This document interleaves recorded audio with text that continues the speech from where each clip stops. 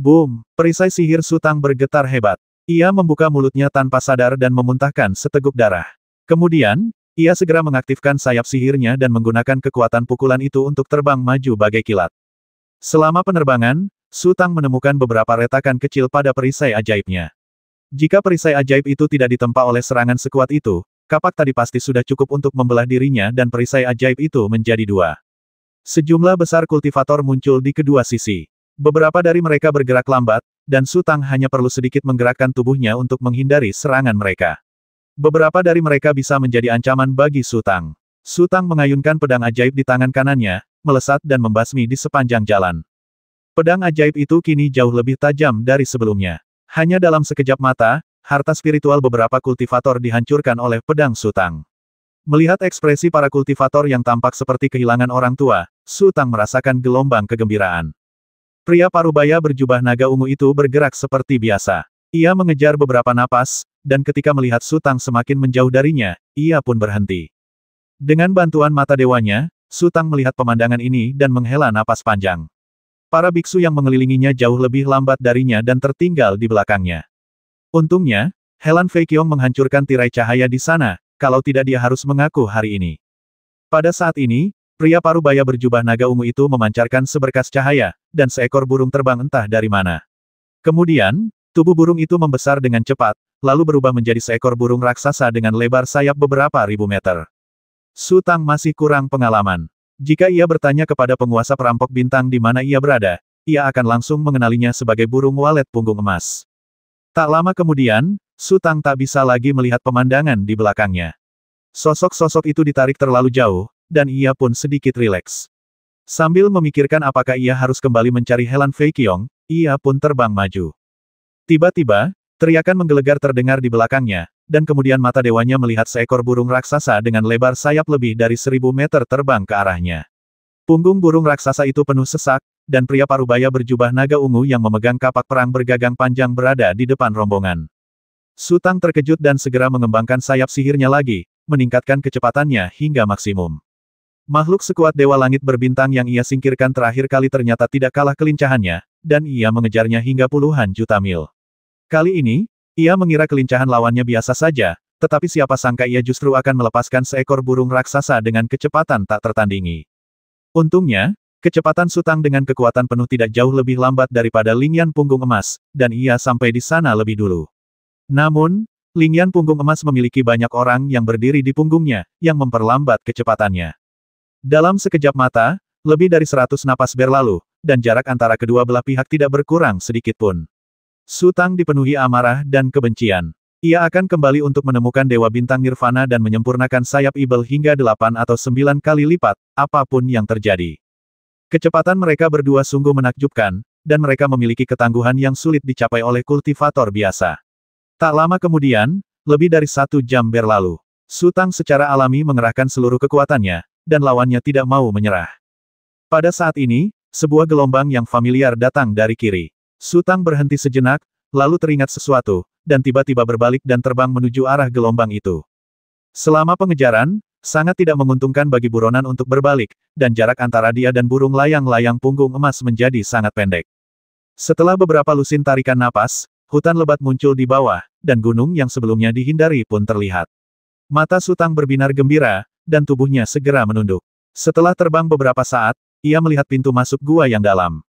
Sutang langsung melesat ke dalam gua tanpa ragu. Di sanalah ia membasmi Xuan Yue Xingjun. Melihat platform yang tergantung itu lagi, berkat sayap Ibel yang telah dilebur 7 kali, kekuatan korosif yang terpancar dari kegelapan tidak lagi berpengaruh padanya, dan Sutang terbang maju dengan cepat. Kemudian, sebuah patahan muncul di tengahnya. Seharusnya ada beberapa platform gantung di sini, tetapi semuanya dihancurkan oleh Pangeran ke-6 Gongfu. Sutang terus bergerak maju, melewati gerbang kembali ke surga, dan melihat tanah datar lagi. Pada saat ini, di luar gua, seekor burung walet punggung emas raksasa melayang di udara. Para praktisi di punggung burung walet punggung emas itu melompat turun satu demi satu dan mengelilingi gua untuk mengamati. Pria parubaya berjubah naga ungu itu tidak peduli dengan kemungkinan penyergapan. Ia mengambil kembali lingyan berpunggung emas dan melompat langsung ke pintu masuk gua. Tak lama kemudian, pria parubaya berjubah naga ungu itu pun berjalan melewati gerbang kembali ke surga.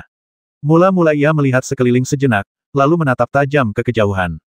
Sosok-sosok berjalan keluar dari gerbang kembali ke surga dan berdiri diam di belakang pria parubaya berjubah naga ungu.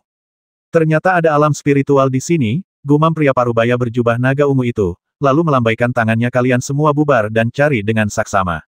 Ya, jawab para pendeta serempak dan kemudian bubar ke segala arah.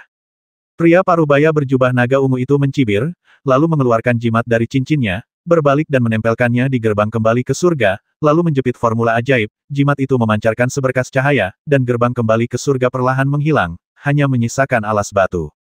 Para biksu yang tersisa merasa sedikit penasaran dan berjalan menuju tempat gerbang kembali ke surga berada. Mereka berjalan bolak-balik beberapa kali tetapi tidak menemukan apapun. Jelas, mereka tidak bisa keluar. Haha, Tuan, ini seperti menangkap kura-kura dalam toples, salah seorang pendeta tertawa. Hehehe, entahlah, dia bisa kabur kemana, ejek lelaki parubaya berjubah naga ungu itu. Pada saat ini, terdengar fluktuasi energi spiritual samar dari kejauhan. Pria parubaya berjubah naga ungu itu berhenti sejenak, lalu terbang menuju ke arah fluktuasi energi spiritual itu berasal. Sutanglah yang mengambil tindakan, karena yang mengejarnya hanya 2 orang biksu, dan amarah yang telah terkumpul tak dapat lagi dikendalikan. Cahaya dingin pedang ajaib berubah menjadi tirai cahaya, dan cahaya pedang yang mendekat langsung terbelah menjadi 2. Kemudian Sutang menerjang maju, dan cahaya hijau kembali menyala, menembus kesadaran pelindung tubuh biksu itu, dan sebuah kepala melayang ke langit.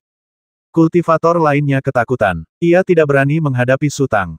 Ia mundur cepat sambil melepaskan jimat untuk memanggil rekan-rekannya yang tersebar di dekatnya. Sutang mencabut pedang ajaibnya dan mengeluarkan gunting dari cincinnya. Saat ia bergerak, 2 lampu hijau menyambar seperti kilat dan melesat ke arah biksu itu. Sutang hanya ingin mencoba kekuatan harta ajaib ini. Jika memang sangat kuat, maka harta ajaib berikutnya yang akan ia sempurnakan adalah harta ajaib ini. Jika hanya biasa saja, maka ia akan menyimpannya sebagai mainan. Namun, harta ajaib yang bisa membuat Pangeran Ketujuh Yazi begitu gugup dan bahkan berusaha keras untuk mendapatkannya kembali dengan berkonflik besar-besaran dengan gua hasrat seharusnya bukan sekadar hiasan. Sang biksu melompat ke atas, tetapi cahaya hijau yang dilepaskannya sangat cepat dan langsung melewati pinggangnya. Sang kultivator tak pernah menyangka cahaya hijau itu begitu tajam. Kesadaran perlindungan tubuhnya sama sekali tak berpengaruh. Detik berikutnya, darah menyembur keluar dan kultivator itu terbelah 2. Kemudian, pemandangan aneh muncul. Tubuh kultivator yang ambruk itu layu dengan kecepatan yang terlihat oleh mata terbuka, dan cahaya hijau yang bertabrakan memancarkan cahaya terang dan berguling kembali ke arah Sutang. Ini, Sutang tak kuasa menahan diri untuk tidak tertegun. Persepsinya sangat tajam. Kekuatan spiritual yang terkandung dalam gunting itu tampak lebih kuat dari sebelumnya. Sepertinya itu sama dengan seni kehidupan abadi miliknya, yang dapat menyerap energi spiritual yang dipancarkan oleh kultivator tersebut. Pada saat ini, cahaya pedang muncul dari hutan dan melesat ke arah Sutang. Itu adalah pedang terbang, yang mendekati Sutang dalam sekejap mata, sementara kultivator yang mengendalikan pedang terbang itu masih berada lebih dari 1000 meter jauhnya. Sutang mengangkat guntingnya, lalu 2 sinar cahaya hijau meluncur keluar, menjepit pedang terbang itu secepat kilat. Boom! Pedang terbang itu bergetar hebat, dan cahaya pedang yang dipancarkannya langsung padam. Tubuh pedang yang terpenggal itu berubah menjadi besi tua kusam, melesat ke atas dan ke bawah. Kultivator yang mengendalikan pedang terbang di kejauhan menjerit kesakitan. Harta spiritual kelahirannya hancur dalam sekejap, langsung merusak istana ungunya. Harta spiritual semacam ini terlalu mendominasi. Meskipun Yi Jian tidak berada di bawah kendalinya, Sutang juga terkejut. Fluktuasi kekuatan spiritual yang mengejutkan menyebar ke segala arah. Para biksu yang mencari Sutang merasakan fluktuasi tersebut dan bergegas ke sini. Cahaya pedang lain muncul dari hutan dan langsung berubah menjadi tirai cahaya, menebas Sutang. Sutang melompat mundur, memutar tubuhnya ke samping, mengangkat gunting, dan berguling ke arah tirai cahaya. Boom! Cahaya hijau menyapu tirai cahaya, dan tirai cahaya itu segera runtuh, berubah menjadi aliran cahaya terbang yang tak terhitung jumlahnya. Hah! Biksu yang melancarkan serangan itu tampak sedikit terkejut, lalu sosoknya melesat keluar dari hutan bagai kilat. Sutang mengayunkan pedangnya lagi, dan 2 sinar cahaya hijau bergulir ke arah biksu itu, seketika mendekati kedua sisi biksu itu. Sang biksu mendengus dingin, dan pedang ajaib di tangannya tiba-tiba mengeluarkan cahaya cemerlang sepanjang 1000 kaki. 2 sinar cahaya hijau bertabrakan hebat dengan cahaya pedang, dan suara teriakan melengking terdengar di antara langit dan bumi. Tidak bisa memotongnya, Sutang sedikit terkejut, lalu menghela napas lega. Jika Yi Jian tidak selalu berfungsi, Sutang akan mengkhawatirkan masa depan. Pangeran ketujuh Yazi tidak memurnikan harta spiritual yang begitu mengerikan, melainkan menyimpannya. Jelas, harta spiritual kelahiran Pangeran ketujuh Yazi lebih mengerikan daripada Yi Jianmei. Tatapan biksu itu tertuju pada pedang spiritualnya sendiri, yang kilaunya telah meredup. Ia merasa patah hati sekaligus marah. Pada saat ini, para biksu yang datang untuk memberi dukungan dari dekat telah membentuk setengah pengepungan. Melihat tidak ada jalan keluar, Su Tang membentangkan sayap ibelnya dan melarikan diri ke kejauhan. Beberapa biksu menghunus busur panjang mereka dan menembakkan panah ke punggung Su Tang satu demi satu. Beberapa biksu juga melepaskan pedang terbang, tetapi gerakan Su Tang dengan kekuatan penuh jauh lebih cepat daripada panah dan pedang terbang tersebut. Dalam sekejap mata, ia berubah menjadi titik hitam kecil di kejauhan. Detik berikutnya, teriakan menggelegar terdengar dari belakang. Burung layang-layang berpunggung emas yang sangat besar itu melesat ke arah mereka bagai awan kelam. Pria parubaya berjubah naga ungu itu berdiri dengan kepala terangkat tinggi di atas paruh raksasa burung layang-layang punggung emas. Ia sedikit merentangkan lengan jubahnya, dan tiba-tiba mengubahnya menjadi aliran deras, menyapu para biksu di dekatnya tinggi ke angkasa. Kemudian mereka ditarik oleh kekuatan tak terlihat, dan jatuh ke punggung burung layang-layang punggung emas. Sesampainya di sana, Su Tang tidak lagi terburu-buru untuk melarikan diri. Ia tahu betul fluktuasi kekuatan spiritual apa yang familiar itu. Lebih penting lagi, fluktuasi kekuatan spiritual itu juga mengenalinya, atau dengan kata lain, memanggilnya. Pengejaran dimulai lagi. Lebih dari 1 jam berlalu dalam sekejap mata. Kedua belah pihak selalu menjaga jarak tertentu. Su Tang tidak bisa menyingkirkan Lingyan berpunggung emas, dan Lingyan berpunggung emas pun tidak bisa mengejar Su Tang. Fakta telah membuktikan bahwa Su Tang benar dalam mengutamakan kecepatannya. Ia baru sekitar 20 tahun meninggalkan dunia bintang, dan monster-monster tua di dunia bintang yang telah berlatih selama ribuan atau bahkan puluhan ribu tahun tak terhitung jumlahnya. Sehebat apapun pedang ajaib itu, cepat atau lambat ia akan bertemu dengan sesuatu yang lebih kuat darinya. Lebih baik baginya untuk berkonsentrasi meningkatkan kecepatannya dan membangun posisi tak terkalahkan terlebih dahulu. Setelah berlari beberapa saat, fluktuasi kekuatan spiritual perlahan melemah saat Su Tang mendekat. Area ini berjarak ribuan mil dari pintu keluar gerbang Huitian. Su Tang tidak dapat mencari tempat ini saat terakhir kali datang. Dua gunung tampak samar-samar di depan, dengan kabut tebal di antaranya. Su Tang tanpa ragu-ragu dan langsung terbang. Ia hampir tidak bisa melihat apapun dalam kabut. Ia hanya bisa merasakan arah fluktuasi kekuatan spiritual dan melesat maju. Tiba-tiba, ia mendapati dirinya keluar dari kabut, dan di hadapannya muncul segerombolan patung raksasa yang tak berujung. Setiap patung perlahan berputar ke arahnya, dengan cahaya keemasan yang kaya berkilauan di pupilnya, seolah-olah hendak melepaskan seberkas cahaya dahsyat seperti terakhir kali. Su Tang melayang di udara. Ia menelan ludah tanpa sadar karena gugup. Bahkan penguasa langit berbintang yang bermartabat pun tak mampu bertahan dari serangan patung-patung itu. Jika patung-patung itu menyerangnya, ia pasti akan mati. Ia hanya berharap fluktuasi kekuatan spiritualnya tidak menipunya. Pada saat ini, ia tiba-tiba menyadari bahwa di dalam cahaya keemasan yang berkelap-kelip di pupil patung-patung itu, terdapat lempengan giok merah kecil yang berputar perlahan. Kemudian, ia merasakan panggilan itu lagi, dan buru-buru membentangkan sayap ibelnya dan terbang maju. Patung-patung itu tidak menyerang dan membiarkan Su Tang mendekat. Su Tang menghela napas lega dan mendarat di bahu sebuah patung. Boom! Fluktuasi kekuatan spiritual yang kuat datang dari kabut, dan kemudian burung layang-layang punggung emas menampakkan jejaknya melalui kabut tebal. Tiba-tiba melihat sekelompok patung di depan mereka, para biksu di Lingyan punggung emas tercengang. Bahkan pria parubaya berjubah naga ungu itu pun tertegun dan tak mampu bereaksi untuk beberapa saat.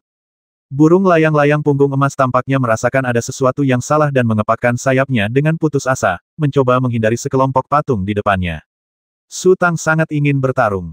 Momen ketika Lingyan punggung emas melewati kabut adalah saat terbaik. Namun, patung-patung itu jelas telah mengumpulkan kekuatan mereka, tetapi mereka tidak bergerak, seolah-olah sedang menunggu sesuatu.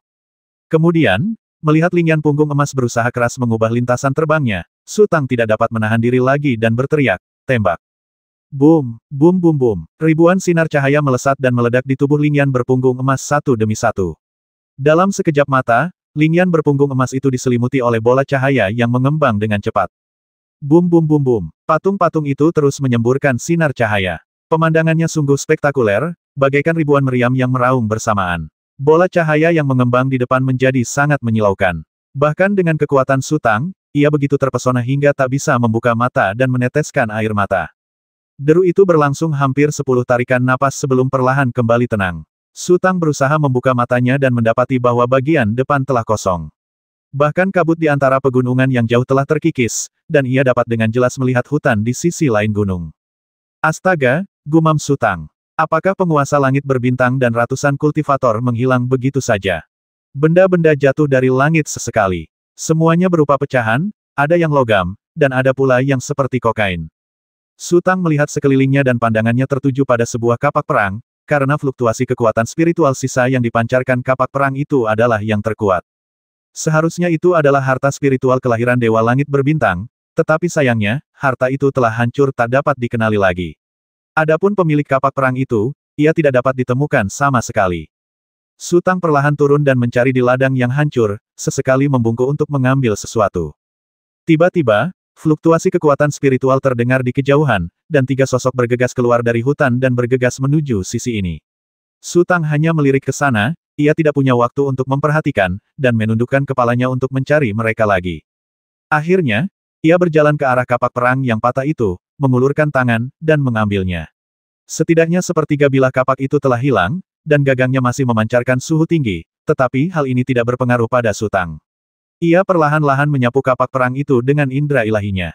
Ketiga pendeta itu terbang makin lambat saat mereka bergerak maju, karena mereka telah melihat patung-patung besar itu, tetapi mereka masih belum dapat memahami apa yang sedang terjadi di sana, jadi mereka ingin mencari tahu. Sesaat kemudian, mereka berada kurang dari 500 meter dari Sutang, dan mereka juga melihat kapak perang di tangan Sutang. Raut wajah ketiga biksu itu berubah serempak, lalu berbalik dan melarikan diri ke kejauhan dengan sekuat tenaga. Itu adalah harta ajaib kelahiran tuan mereka. Apapun metode yang digunakan Sutang, hasilnya tetap sama. Tuannya sudah mati. Bahkan tuannya pun tak sanggup menanggungnya, jadi mereka semakin mustahil berbuat apa-apa. Jika mereka tidak melarikan diri, mereka akan menjadi orang bodoh. Sutang menghela napas panjang dan mengaktifkan seni kehidupan abadi. Dalam radius beberapa ribu meter di sekitarnya, titik-titik cahaya yang tak terhitung jumlahnya terpancar dari udara dan kemudian berkumpul menuju Sutang. Seni kehidupan abadi telah menjadi ciri khasnya, unik dan tak tertandingi. Meskipun ia tahu bahwa dengan mempraktikkan seni spiritual ini setelah pertempuran, ia dapat mengumpulkan semua energi spiritual yang dilepaskan di medan perang untuk digunakan sendiri, ia tidak berani mengungkapkan identitasnya dengan mudah dan harus menahan keinginannya. Ketiga kultivator itu semuanya adalah Xiao Luo Xingjun. Di mata Sutang, mereka tak ada bedanya dengan orang mati. Saat ini, Sutang tidak terlalu khawatir. Beberapa titik cahaya yang berkumpul ke arah Sutang sebesar telur ayam, beberapa sekecil ujung jarum, dan warnanya pun berbeda-beda. Setelah ia menghirup semuanya sekaligus, semua titik cahaya itu menyatu ke dalam tubuh Sutang. Sutang bangkit berdiri, membentangkan sayap ibelnya, dan terbang bagai kilat, mengejar ke arah di mana ketiga biksu itu melarikan diri.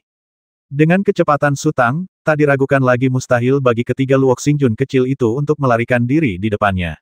Dalam sekejap, Sutang berhasil menyusul mereka, lalu mengaktifkan pedang ajaibnya. Dengan kilatan cahaya pedang, pedang itu menyapu jarak hampir 1000 meter dan menebas ke arah punggung seorang kultivator. Biksu itu terkejut dan berbalik sekuat tenaga, mengaktifkan pedang spiritualnya untuk mencoba menghalangi cahaya pedang Sutang. Boom! Pedang ajaib itu sangat tajam, langsung memotong harta spiritual biksu itu dan menusuk ke dalam tubuh biksu itu. Dua pendeta lainnya menjerit, berpisah ke kiri dan ke kanan, dan terus melarikan diri dengan sekuat tenaga.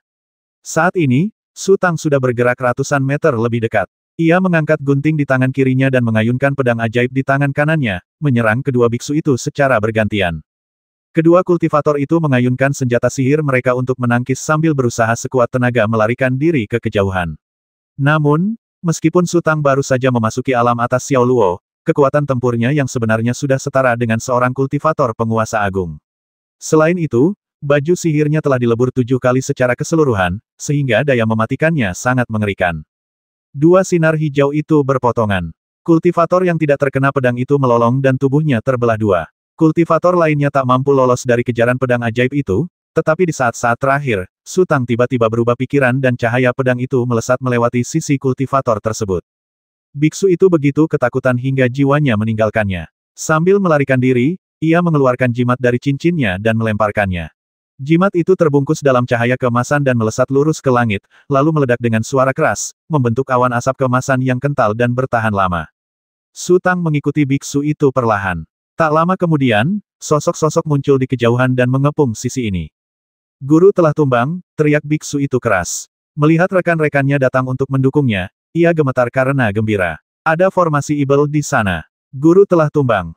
Bagaimana ini mungkin? Di antara bala bantuan, seorang biksu terkemuka tercengang. Kultivator lain buru-buru mengeluarkan jimat dan mengibaskannya ke angin, mengubahnya menjadi abu. Wajahnya kemudian menjadi gelap. Tidak ada reaksi. Guru, apakah Anda benar-benar? Su Tang tiba-tiba mempercepat langkahnya. Tujuannya telah tercapai. Ia tidak tahu apakah biksu yang melarikan diri itu bisa mengenali seni kehidupan abadi miliknya. Demi keamanan, ia tidak boleh melepaskannya.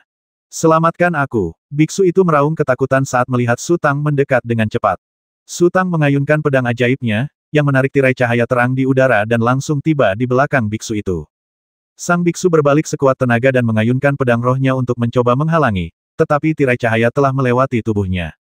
Berani sekali kau. Hentikan. Melihat serangan Su Tang sangat kejam dan tajam, beberapa kultivator tingkat penguasa hebat muncul dari berbagai posisi dan bergegas menuju Su Tang. Su Tang tidak mundur sama sekali, dan langsung terbang menuju para biksu tingkat penguasa agung itu. Pada saat yang sama, ia menghunus busur panjangnya, dan 3 anak panah berapi melesat bagai kilat. Kultivator tingkat penguasa agung yang berada di depan mengangkat tali panjang di tangannya, dan tali panjang itu memancarkan cahaya merah muda sepanjang 1000 kaki. Tetapi 3 anak panah yang menyala itu tampaknya tidak ada, dan mereka melewati cahaya merah muda dan tali panjang dan menembak ke tubuh kultivator tingkat penguasa agung satu demi satu. Biksu tingkat bangsawan agung itu tiba-tiba menjadi kaku, lalu jatuh ke tanah seperti batu. Para Grand Lord lainnya tercengang, sementara Su Tang terus melesat maju. Momentumnya sangat dahsyat, tetapi kenyataannya, kecepatannya telah melambat tanpa disadari. Ia juga telah membuat keputusan 100 meter adalah batasnya. Jika ia bergegas dalam jarak 100 meter dan para Grand Lord itu tidak melarikan diri, maka ia akan berbalik dan melarikan diri. Itu dia, seorang kultivator tiba-tiba berteriak, dialah yang menggunakan formasi pembasmi kejahatan kuno untuk melukai Tuan Tianhong, dan hari ini dia melukai Tuan kita. Mendengar kata-kata arai kuno pembasmi kejahatan, ekspresi para kultivator tingkat penguasa agung itu berubah drastis. Sebelumnya, mereka agak ragu apakah guru mereka benar-benar telah gugur, karena aura Su Tang tidak kuat dan ia jelas tidak bisa melukai makhluk agung tingkat penguasa bintang. Namun, mereka baru saja menyaksikan rekan-rekan mereka jatuh secara misterius, dan ketika mereka mendengar tentang arai kuno pembasmi kejahatan, rambut mereka hampir rontok, dan mereka berbalik hampir bersamaan dan terbang menjauh. Boom! Ketika para pendeta lainnya melihat sang pangeran mulai melarikan diri, mereka segera menjadi kacau dan terbang mundur. Mereka berlari sangat lambat. Su Tang merasa sangat bosan. Ia mengayunkan pedang ajaibnya sambil mengikutinya dari belakang. Sekarang ia harus menemukan cara untuk membubarkan para biksu itu dan bergegas ke gerbang kembali ke surga secepat mungkin. Para kultivator garis keturunan naga sejati memasang jebakan untuk menghadapi Helan Fei Qiong, jadi mereka pasti punya rencana cadangan. Jika beberapa makhluk tingkat bintang datang, atau jika ada pangeran naga sejati yang khawatir, dia pasti tidak akan bisa melarikan diri. Tapi bagaimana dengan patung-patung itu? Ia bisa merasakan bahwa setelah patung-patung itu melepaskan sinar cahaya yang menghancurkan, fluktuasinya menjadi jauh lebih lemah. Mustahil untuk mengandalkan kekuatan patung-patung itu lagi untuk sementara waktu. Jika dia tetap tinggal dan menunggu dukungan dari garis keturunan naga sejati tiba, dia mungkin tidak akan pernah bisa pergi. Jika dia melarikan diri, dia akan enggan meninggalkan patung-patung itu, jadi dia berada dalam dilema. Para biksu yang dikejar Su Tang berada dalam kekacauan total. Mereka mulai melarikan diri ke segala arah. Pertempuran antar biksu juga membutuhkan moral. Setelah tuan mereka jatuh dan mereka melihat Su Tang membasmi seorang bangsawan agung dalam hitungan detik, mereka tidak lagi memiliki keberanian untuk kembali dan melawan Su Tang. Faktanya, selama 2 kultivator tingkat penguasa besar berbalik dan selusin kultivator lain datang membantu, Su Tang lah yang akan lolos. Di tengah kepanikan, seorang biksu mengeluarkan jimat dari cincinnya dan melemparkannya. Sosoknya tiba-tiba meredup lalu menghilang di udara, tetapi sesaat kemudian, sosoknya muncul kembali. Seorang biksu yang terbang di belakangnya tak dapat menghindar tepat waktu, dan keduanya pun bertabrakan. Apa yang terjadi? Jimatku, seharusnya aku kembali ke Shen Luyuan, kenapa masih ada di sini? Teriak biksu itu kesakitan. Teriakannya membuat para kultivator lain waspada. Mereka yang tidak memiliki jimat pelarian tentu saja sangat cemas, sementara mereka yang memiliki jimat pelarian segera mengeluarkannya dari cincin penyimpanan dan melepaskannya. Namun, semua jimat pelarian gagal. Beberapa orang menghilang sesaat lalu muncul kembali. Jimat yang dilepaskan beberapa orang tidak berpengaruh sama sekali. Alam spiritual ini memiliki kekuatan untuk menghalangi udara, kita harus bergegas keluar. Seorang kultivator berteriak lagi. Tidak, itu karena Tuan menggunakan jimat pengikat surga. Jimat pelarian tidak lagi efektif. Kita tidak bisa keluar. Para biksu sudah berada dalam kekacauan. Untungnya, Su Tang tidak ingin mereka putus asa dan berbalik melawannya, jadi dia tidak menggunakan kekerasan apapun, melainkan hanya mengusir para biksu. Gelombang demi gelombang kultivator melarikan diri ke dua sayap. Su Tang mengejar mereka, tetapi setelah mengejar cukup lama, hanya tersisa sekitar selusin Luok Xingjun kecil di depannya. Para bangsawan besar itu telah melarikan diri entah kemana.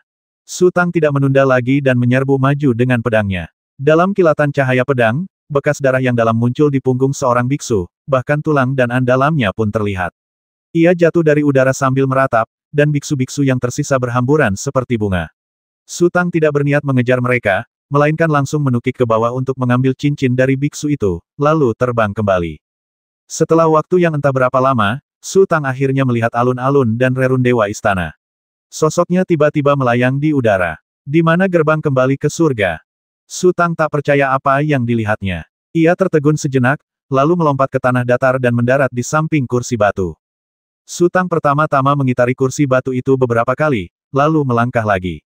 Ia berjalan bolak-balik beberapa kali, tetapi tidak terjadi apa-apa. Mungkinkah ingatannya salah? Gerbang kembali ke surga ada di sini, bagaimana mungkin ia menghilang? Su Tang berjalan-jalan di alun-alun cukup lama, tetapi ia masih belum menemukan jalan keluar. Ia menggertakkan gigi dan memutuskan bahwa karena ia tidak bisa keluar sekarang, lebih baik ia kembali dan mencari token giok merah itu. Lalu Su Tang bangkit dan terbang menuju sekelompok patung itu. Su Tang pergi, dan lebih dari setengah jam kemudian, beberapa biksu muncul di kejauhan. Mereka terbang ke arah ini dengan cara yang mencurigakan, lalu melayang ratusan meter jauhnya, mengamati untuk waktu yang lama, lalu terbang di atas alun-alun. Seperti Su Tang, mereka tidak dapat menemukan jalan keluar, dan wajah mereka tampak sangat muram. Apa yang harus kami lakukan? Keluh seorang lelaki tua. Sepertinya aku baru saja mendengar. Pintu ini disegel oleh sang guru. Kata biksu lainnya. Yah, seharusnya itu jimat pengikat surga, lanjut kultivator lain. Mengerikan. Kultivator sebelumnya hampir menangis. Segel jimat ilahi pengikat surga sangat sulit dipatahkan. Kita tak berdaya di sini kecuali dewa datang sendiri, atau mungkin ada orang di luar sana yang menemukan alam spiritual ini, kata lelaki tua itu. Jangan mengandalkan orang-orang di luar, seseorang mendesah. Semua orang terjebak dalam situasi ini, dan tidak ada yang akan kembali untuk melaporkan berita. Mereka tidak akan pernah mengabaikan kematian tuan mereka di sini, teriak lelaki tua itu. Bagaimana kita bisa menyelesaikan ini? Pria itu pun meninggikan suaranya. Lapangan bintang ini begitu luas, bisakah kau menjamin mereka bisa menemukan tempat ini? Sekalipun kita menemukan tempat ini, kita takkan bisa menemukan alam roh. Seorang kultivator lain mengeluh, jika orang itu tak masuk, akankah kita bisa menemukan alam roh ini? Apakah kita terjebak di sini untuk mati? Suara lelaki tua itu semakin keras. Lagi pula, itu hanya jimat spiritual. Selama kita bisa bertahan 70 atau 80 tahun, mungkin jimat ilahi pengikat surga akan kehilangan efektivitasnya. 70 atau 80 tahun. Suasana tiba-tiba menjadi sunyi senyap. Apakah kita benar-benar harus bertahan di tempat ini selama puluhan tahun? Di sisi lain, Su Tang telah kembali ke kelompok patung. Ia memperlambat lajunya dan mencari sambil terbang. Setelah 12 tarikan napas, sebuah titik merah berkelebat muncul di hadapannya. Su Tang merasa segar kembali dan melayang menuju titik merah itu. Itu adalah plakat giok merah, yang melayang di udara dan berputar perlahan. Di pupil semua patung di sekitarnya, terdapat plakat giok serupa, yang berputar dengan frekuensi yang persis sama. Ketika jaraknya lebih dari 10 meter dari token giok, Su Tang berhenti.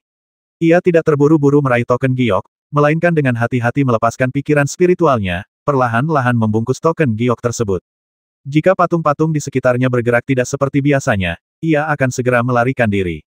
Meskipun token giok itu tidak menolak pendekatannya, dan token giok itulah yang berinisiatif untuk menjalin semacam koneksi dengannya saat dia terbang di medan bintang, dia tidak dapat menahan ketegangan di hatinya, karena mematikannya patung-patung ini terlalu mengerikan. Setelah 2 jam, Su Tang membuat penilaian awal. Token giok merah di depannya tampaknya tidak keberatan ditempa olehnya. Ia menghela napas lega, perlahan mendekat, lalu mengulurkan tangan untuk meraih token giok di tangannya. Kemudian, Su Tang melayang ke atas sebuah patung, bermeditasi, dan berkonsentrasi pada penempaan token giok. Beberapa bulan berlalu dalam sekejap mata, dan bahkan Su Tang merasa sedikit kelelahan dengan kekuatan spiritualnya. Ia ingin memasukkan token giok ke dalam cincinnya, Tetapi ketika teringat terakhir kali token giok itu pergi tanpa pamit, ia berubah pikiran. Ia menggenggam token giok erat-erat di telapak tangannya, lalu menarik dan mengembuskan napas sejenak dan mulai memulihkan diri. Pada hari-hari berikutnya, Su Tang mengembangkan kebiasaan menempat token giok, bermeditasi untuk memulihkan diri, lalu pergi mencari monster dan melawan mereka. Siklus ini berulang terus-menerus. Yang disebut monster itu tentu saja adalah para kultivator dari garis keturunan naga sejati. Baik itu penempaan, pengondisian, atau menemukan monster untuk dikalahkan, itu adalah cara berlatih, dan Su Tang menjalani kehidupan yang bahagia. Beberapa kebenaran hanya dapat dipahami dengan sungguh-sungguh melalui praktik pribadi.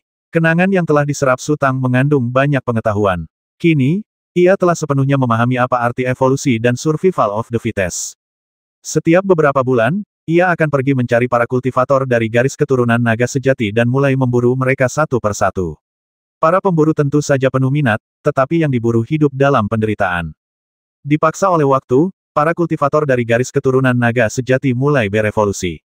Su Tang asyik mengejar mereka, dan para kultivator itu pun menggunakan berbagai cara untuk melarikan diri. Mereka yang tidak berevolusi telah mati satu persatu di tangan Su Tang, dan mereka yang selamat masing-masing memiliki keterampilan menyelamatkan hidup mereka sendiri. Hal itu semakin jelas terlihat dari hasil pengejarannya. Pertama kali Su Tang keluar, ia melenyapkan lebih dari selusin dewa bintang sekaligus. Setelah mengulanginya 7 atau 8 kali, hasilnya semakin berkurang. Bahkan, pernah ia keluar selama 3 hari penuh tanpa melihat bayangan apapun. Dalam ingatan Su Tang, setidaknya tersisa 20 atau 30 kultivator dari garis keturunan naga sejati, tetapi mereka semua licik dan kejam seperti hantu.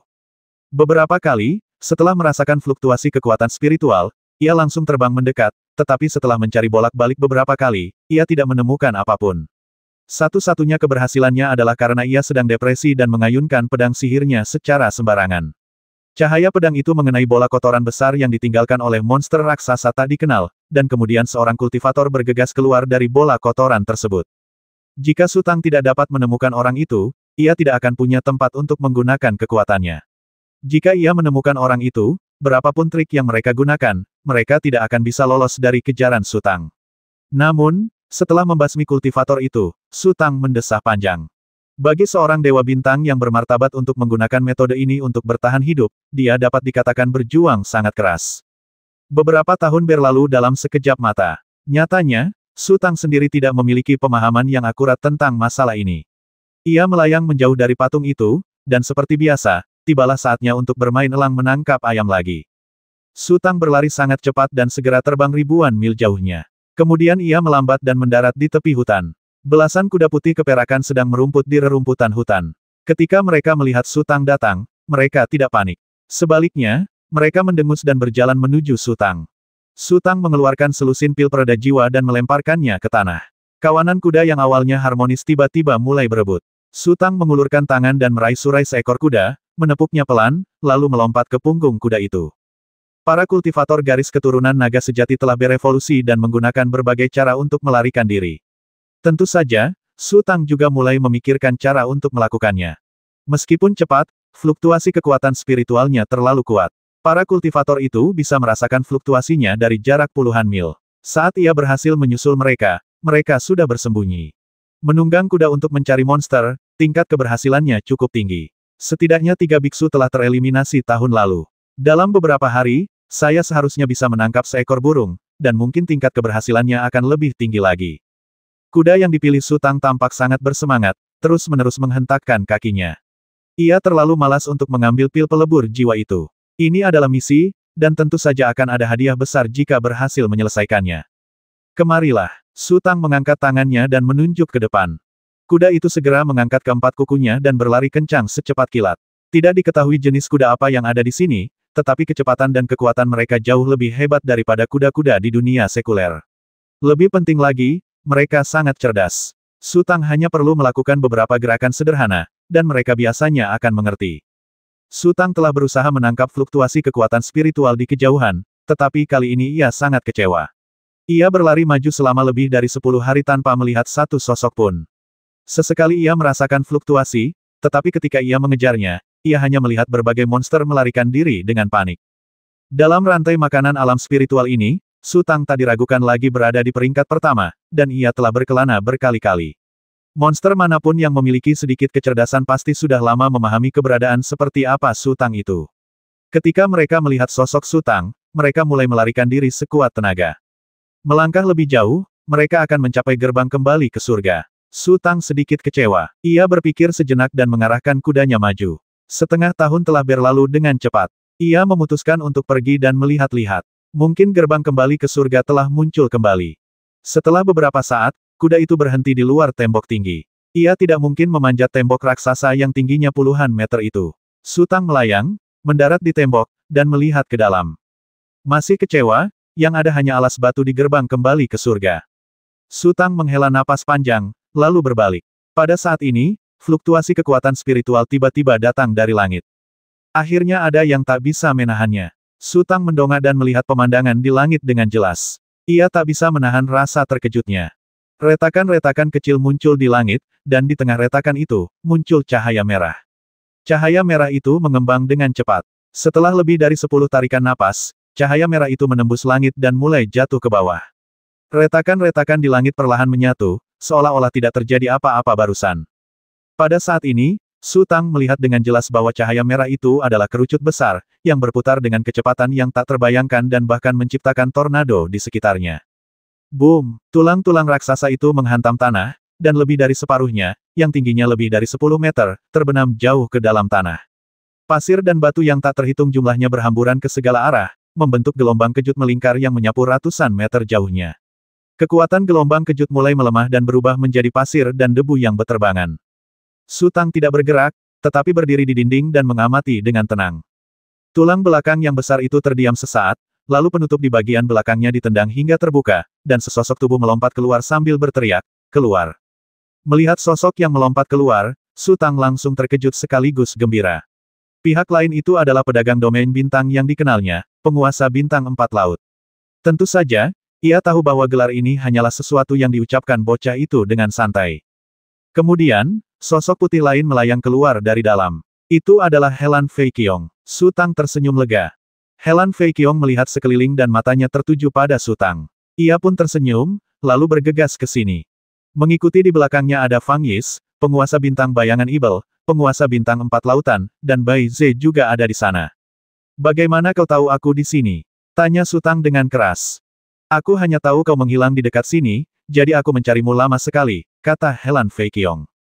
"Kami sudah lama tidak bertemu denganmu, jadi kami tahu kau pasti terjebak oleh sesuatu," lanjut Fang Yis. Su Tang berhenti bicara. Kalau saja dia, dan dia tahu Helan Fei Qiong atau Fang Yis terjebak di suatu tempat, dia juga tidak akan menyerah mencari mereka. Terakhir kali ia putus dengan Helan Fei Qiong, ia tidak mencari Helan Fei Qiong karena ia tidak punya tujuan sama sekali. Medan bintang itu terlalu luas. Jika ia ingin mencari seluruh medan bintang sendirian, ia tidak tahu berapa tahun lagi waktu yang dibutuhkan. "Kita harus berterima kasih kepada si Hai untuk itu," kata Helan Fei Qiong. "Kalau dia tidak menghabiskan banyak uang untuk membeli tanduk naga itu, kita tidak akan bisa masuk meskipun kita curiga kau terjebak di sini." Tatapan Su Tang tertuju pada pemuda itu dan dia berkata lembut, "Terima kasih." "Tidak perlu berterima kasih, kau sponsor keuanganku dan aku tidak ingin sesuatu terjadi padamu." Pemuda itu menyeringai. Su Tang menatap Demon Shadow Star-Lord dan Ding Hai Star-Lord lagi. Sikap Ding Hai Star-Lord sangat alami. Ia tersenyum dan mengangguk kepada Su Tang. Namun, Demon Shadow Star-Lord sama sekali tidak memiliki bayangan yang jelas dan perubahan emosinya tidak terlihat. "Baiklah, sekarang kita sudah menemukannya, bagaimana kita bisa keluar?" tanya Fang Yize. "Apakah tanduk naga masih bisa digunakan?" tanya Helan Fei Qiong. "Kau," pemuda itu tertegun sejenak, lalu menjadi cemas. "Bos Qian, ini bukan lelucon. Aku sudah bilang sebelumnya bahwa tanduk naga hanya bisa digunakan sekali. Kau sendiri yang bilang kau bisa seenaknya. Aku cuma tanya." Helan Fei Qiong berkata ringan, "Kalau tanduk naga itu masih bisa digunakan, nggak perlu susah payah. Kalau nggak bisa digunakan." Akhirnya, Helan Fei Qiong mengulurkan tangan dan mengeluarkan cermin bundar kecil, lalu raut wajahnya tampak terkejut. "Ada apa?" tanya pemuda itu dengan tergesa-gesa saat melihat ekspresi Helan Fei Qiong. "Ada yang aneh di sini," gumam Helan Fei Qiong. "Omong kosong, kalau tidak ada yang aneh, kita pasti sudah masuk sejak lama.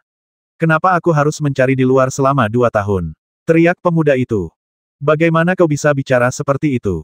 Bai Ze tiba-tiba berteriak. Pemuda itu tertegun sejenak, menyadari nadanya agak terlalu kasar, lalu mengalihkan pandangannya ke tempat lain. Tidak apa-apa, sudah kubilang aku punya cara. Aku bisa mengeluarkanmu. Helan Fei Qiong melihat sekeliling lagi dan tiba-tiba mengganti topik ini tempat yang bagus. Fang Yize juga melihat sekeliling dan bertanya dengan bingung, apa bagusnya? Alam spiritual ini telah disegel. Kita tidak peduli, tapi ini sempurna untuknya. Helan Fei Qiong mengalihkan pandangannya ke Su Tang. Apa? Su Tang bingung. Kamu sudah berpisah dengan mereka, tidakkah kamu merindukan mereka? Kata Helan Fei Qiong. Apa yang bisa kulakukan? Identitas kita terlalu sensitif. Jika kita benar-benar kembali, kita mungkin akan membawa bencana bagi mereka. Sebelum dia sempat menyelesaikan kata-katanya, Su Tang tertegun, apa kau punya solusi? Sudah kubilang terakhir kali bahwa aku bisa membantumu memanggil Xie Juntai, kata Helan Fei Qiong. Kubilang, haruskah kita cari jalan keluar dulu? Pemuda itu tak kuasa menahan diri untuk berkata, aku kehilangan banyak uang kali ini, aku harus mencarinya kembali. Kalau kita mau keluar, kita harus mengandalkan kekuatan formasi roh, kata Helan Fei Qiong, karena kita sudah memasang formasi roh, kita tidak boleh membuang-buang energi dengan sia-sia.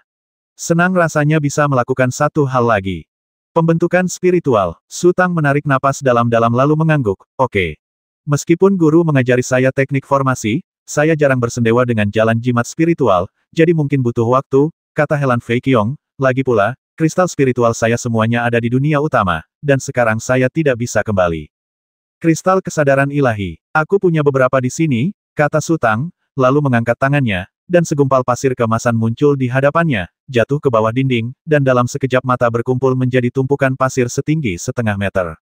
Ding Hai Xingjun belum pernah menyaksikan Su Tang melebur harta spiritual, tetapi ia adalah seorang ahli dalam pengetahuan. Melihat begitu banyak kristal kesadaran ilahi, ia tercengang. Ekspresi Fang Yize dan pemuda itu sama seperti biasanya. Mereka tahu Su Tang menyembunyikan terlalu banyak harta karun.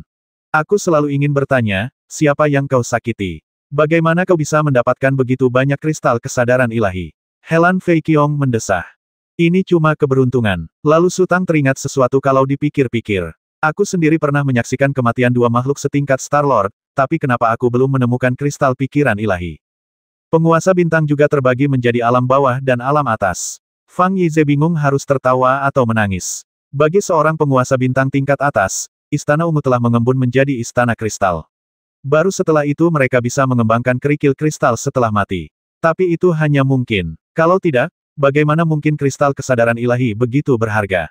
Begitu, Su Tang mengangkat bahu, lalu menatap Helan Fei Qiong, apakah ini cukup? Helan Fei Qiong mengangkat tangannya dan pasir keemasan beterbangan tanpa angin. Semua pasir itu dikumpulkan oleh Helan Fei Qiong ke dalam cincin penyimpanannya. Kemudian ia mengangguk dan berkata, sudah cukup. Masih banyak yang tersisa. Setelah itu, Helan Fei Qiong melompat ke kejauhan, mencari tempat untuk mendirikan formasi spiritual. Su Tang menatap punggung Helan Fei Qiong, merasa agak tak berdaya. Ia berkata bahwa ia baru akan cukup setelah mengumpulkan semua uang itu, dan jelas ia tidak berniat mengembalikannya. Merasa tidak enak, Fang Yize terkekeh dan berkata, tidak perlu bersikap kasar. Anggap saja ini hadiah pertunangan. Jangan bercanda, raut wajah Su Tang berubah. Ia mengerti seperti apa rupa Helan Fei Qiong saat ia sedang marah. Mungkin mereka takkan berteman lagi. Kalau aku bercanda, orang itu pasti sudah melompat keluar dan menggigitku. Fang Yize mengangguk ke arah Bai Ze, dia menanggapinya dengan serius, apa kau tidak mengerti? Su Tang tertegun dan tidak bisa berkata apa-apa. Awalnya kupikir hanya dia yang tidak mengerti, kenapa kau juga tidak mengerti? Fang Yize menghela napas dan menggelengkan kepalanya. Menurutku, kau abadi, jadi tidak perlu mencarimu. Setelah beberapa tahun, kau akan muncul secara alami. Tapi dia tidak mau setuju. Dia harus menemukanmu dan tidak akan membiarkan kita pergi. 5 tahun berlalu begitu cepat. Meskipun kita semua telah dipromosikan menjadi Star Lord, kita tidak bisa membuang-buang waktu seperti ini, kan? Su Tang masih tidak berbicara. Aku tidak tahu bagaimana aku akan menjelaskan ini kepada manajer Fang saat kita kembali, kata Fang Yize. Ia lalu menunjuk Bai Ze dan berkata, lihat dia. Kalau dia merasa ucapanku sedikit saja tidak sopan, apa dia akan diam saja di sana? Haha, dia sudah menerimanya, jadi kenapa kau masih bingung? Jangan bicara, hati Su Tang sedikit bingung. Ia melambaikan tangannya berulang kali dan mengganti topik pembicaraan, dia akan memasang susunan spiritual. Ayo kita berkeliling. Masih banyak kultivator dari garis keturunan naga sejati yang lolos. Berapa banyak lagi? Fang Yize tercengang. Para penguasa bintang itu tidak punya apa-apa, mereka hanya bersembunyi dengan baik, kata Su Tang, Namun, setidaknya ada 3 penguasa agung di antara mereka. Sumur tersembunyi. Maksudmu ketiga Raja Agung itu bersembunyi darimu? Fang Yis hampir tak mempercayai telinganya. Jika mereka bisa maju dan mundur bersama, maka aku akan berada dalam situasi yang sulit, kata Su Tang. Saat itu, Helan Fei Qiong, yang telah melayang jauh, melambaikan tangan ke arah Fang Yize.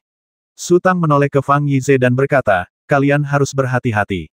Jika mereka merasakan fluktuasi energi spiritual di sini, mereka mungkin akan datang untuk menyelidiki. Untuk Dewa Bintang biasa saja tidak apa-apa, tapi kalau itu Dewa Agung, aku tidak bisa berbuat apa-apa, kata Fang Yis sambil tersenyum masam. Jangan berkeliaran, kata Su Tang, lalu dia melompat ke arah Helan Fei Qiong. Dalam sekejap mata, Su Tang telah melayang ke sisi Helan Fei Qiong. Helan Fei Qiong berkata, ulurkan tanganmu. Su Tang mengulurkan tangannya sesuai perintah. Helan Fei Qiong mengulurkan ujung jarinya dan mengelus lembut pergelangan tangan Su Tang. Awalnya, Su Tang secara naluriah menegangkan otot-ototnya, dan kesadaran perlindungan tubuhnya pun mulai aktif. Namun, ia segera mengerti maksud Helan Fei Qiong dan merilekskan tubuhnya. Noda darah muncul di pergelangan tangan Su Tang, dan darah mengalir deras. Helan Fei Qiong mengaktifkan teknik spiritual, menjentikkan pergelangan tangannya, dan butiran darah melesat ke udara satu demi satu, lalu mengembun membentuk manik bulat berwarna darah seukuran ibu jari. Helan Fei Qiong mengangkat tangannya lagi, dan sebuah kekuatan jari melesat ke manik bundar berwarna darah itu. Kekuatan jari itu terus naik, berubah menjadi seberkas cahaya, dan melesat lurus ke langit. Helan Fei Qiong terus menggambar jimat, tetapi kecepatannya tidak secepat Su Tang, dan dia tampak sangat tidak terbiasa dengan hal itu. Satu demi satu, jimat-jimat ditembakkan ke dalam kolom cahaya, dan kolom cahaya itu mulai mengembang secara bertahap. Setelah lebih dari 10 tarikan napas, ia berubah menjadi pilar raksasa yang berdiri tegak dan tinggi. Segera setelah itu, Helan Fei Qiong melayang turun lagi, dan jimat-jimat membombardir tanah satu demi satu. Fang Yize, Mo Ying Xingjun, dan yang lainnya mendekat untuk menyaksikan Helan Fei Qiong memasang susunan spiritual. Sesaat kemudian, pemuda itu menunjukkan ekspresi takjub ini simbol kuno. Benar, Ding Hai Xingjun mengangguk. Di dunia sekarang, mungkin tidak banyak orang yang bisa menggunakan jimat spiritual kuno. Fang Yis dan Demon Shadow Star Lord masih belum berpengalaman. Mereka belum pernah mendengar simbol-simbol kuno sebelumnya, jadi mereka mengamatinya dengan sangat saksama, berharap bisa mendapatkan sedikit pemahaman. Setelah sekitar setengah jam, kecepatan Helan Fei Qiong dalam melepaskan jimat terasa jauh lebih lambat. Bukan karena ia semakin bodoh, juga bukan karena ia lelah. Kebanyakan jimat biasa hanya memerlukan 20 atau 30 goresan, dan beberapa bahkan dapat diselesaikan dalam satu goresan, tetapi jimat yang diukir oleh Helan Fei Qiong menjadi sangat sulit dan rumit. Dalam lebih dari 10 tarikan napas, Helan Fei Qiong hanya bisa mengukir satu jimat, yang membutuhkan ribuan goresan, membuat orang pusing. Terlebih lagi, selama proses mengukir, ia harus menggunakan kekuatan spiritualnya untuk mengendalikan cahaya spiritual agar tidak menghilang. Jika rune di belakang jimat menghilang, berarti jimat tersebut telah gagal dan ia harus mengulang dari awal lagi. Jika jimat itu bisa dibongkar, satu jimat ini bisa digunakan sebagai ratusan jimat. Fang Yis dan Mo Ying Xingjun awalnya sangat tertarik, tetapi kemudian mereka berhenti melihatnya. Mereka tidak bisa mengingat rune yang begitu rumit. Bahkan Su Tang pun terkejut. Ia bertanya-tanya bagaimana Helan Fei Qiong bisa mengingat jimat ini. Jika itu dia, bahkan dengan bantuan aula pikiran, mungkin akan butuh banyak usaha. Waktu berlalu sedikit demi sedikit. Helan Fei Qiong telah bekerja keras mengukir formasi spiritual. Ketika lelah, ia mengeluarkan beberapa kristal spiritual dan menemukan beberapa botol porselen kecil. Ia menyingkirkannya dan duduk bersila di rerumputan. Tak seorang pun tahu apa isi botol porselen kecil itu. Helan Fei Qiong memasukkan beberapa kristal pikiran ilahi ke dalamnya, dan botol porselen kecil itu langsung memancarkan cahaya terang, yang merupakan kumpulan pikiran ilahi yang tersebar.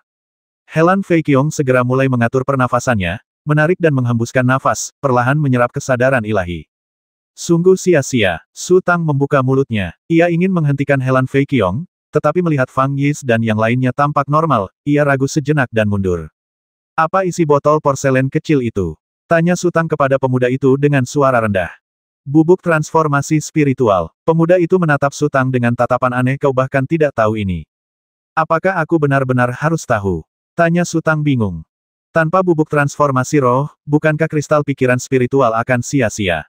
Pemuda itu tertawa dan bertanya, bagaimana tepatnya Anda berkultivasi? Apakah Anda menuangkan semua kristal pikiran spiritual, memadatkannya menjadi lautan pasir, lalu duduk di dalamnya untuk memasuki kondisi meditasi? Menggunakan kristal kesadaran ilahi untuk memadatkan lautan pasir. Ding Hai Xingjun mendesah, mimpi yang luar biasa. Semuanya, bangun. Bahkan dewa sejati kuno pun mungkin tak mampu melakukan ini.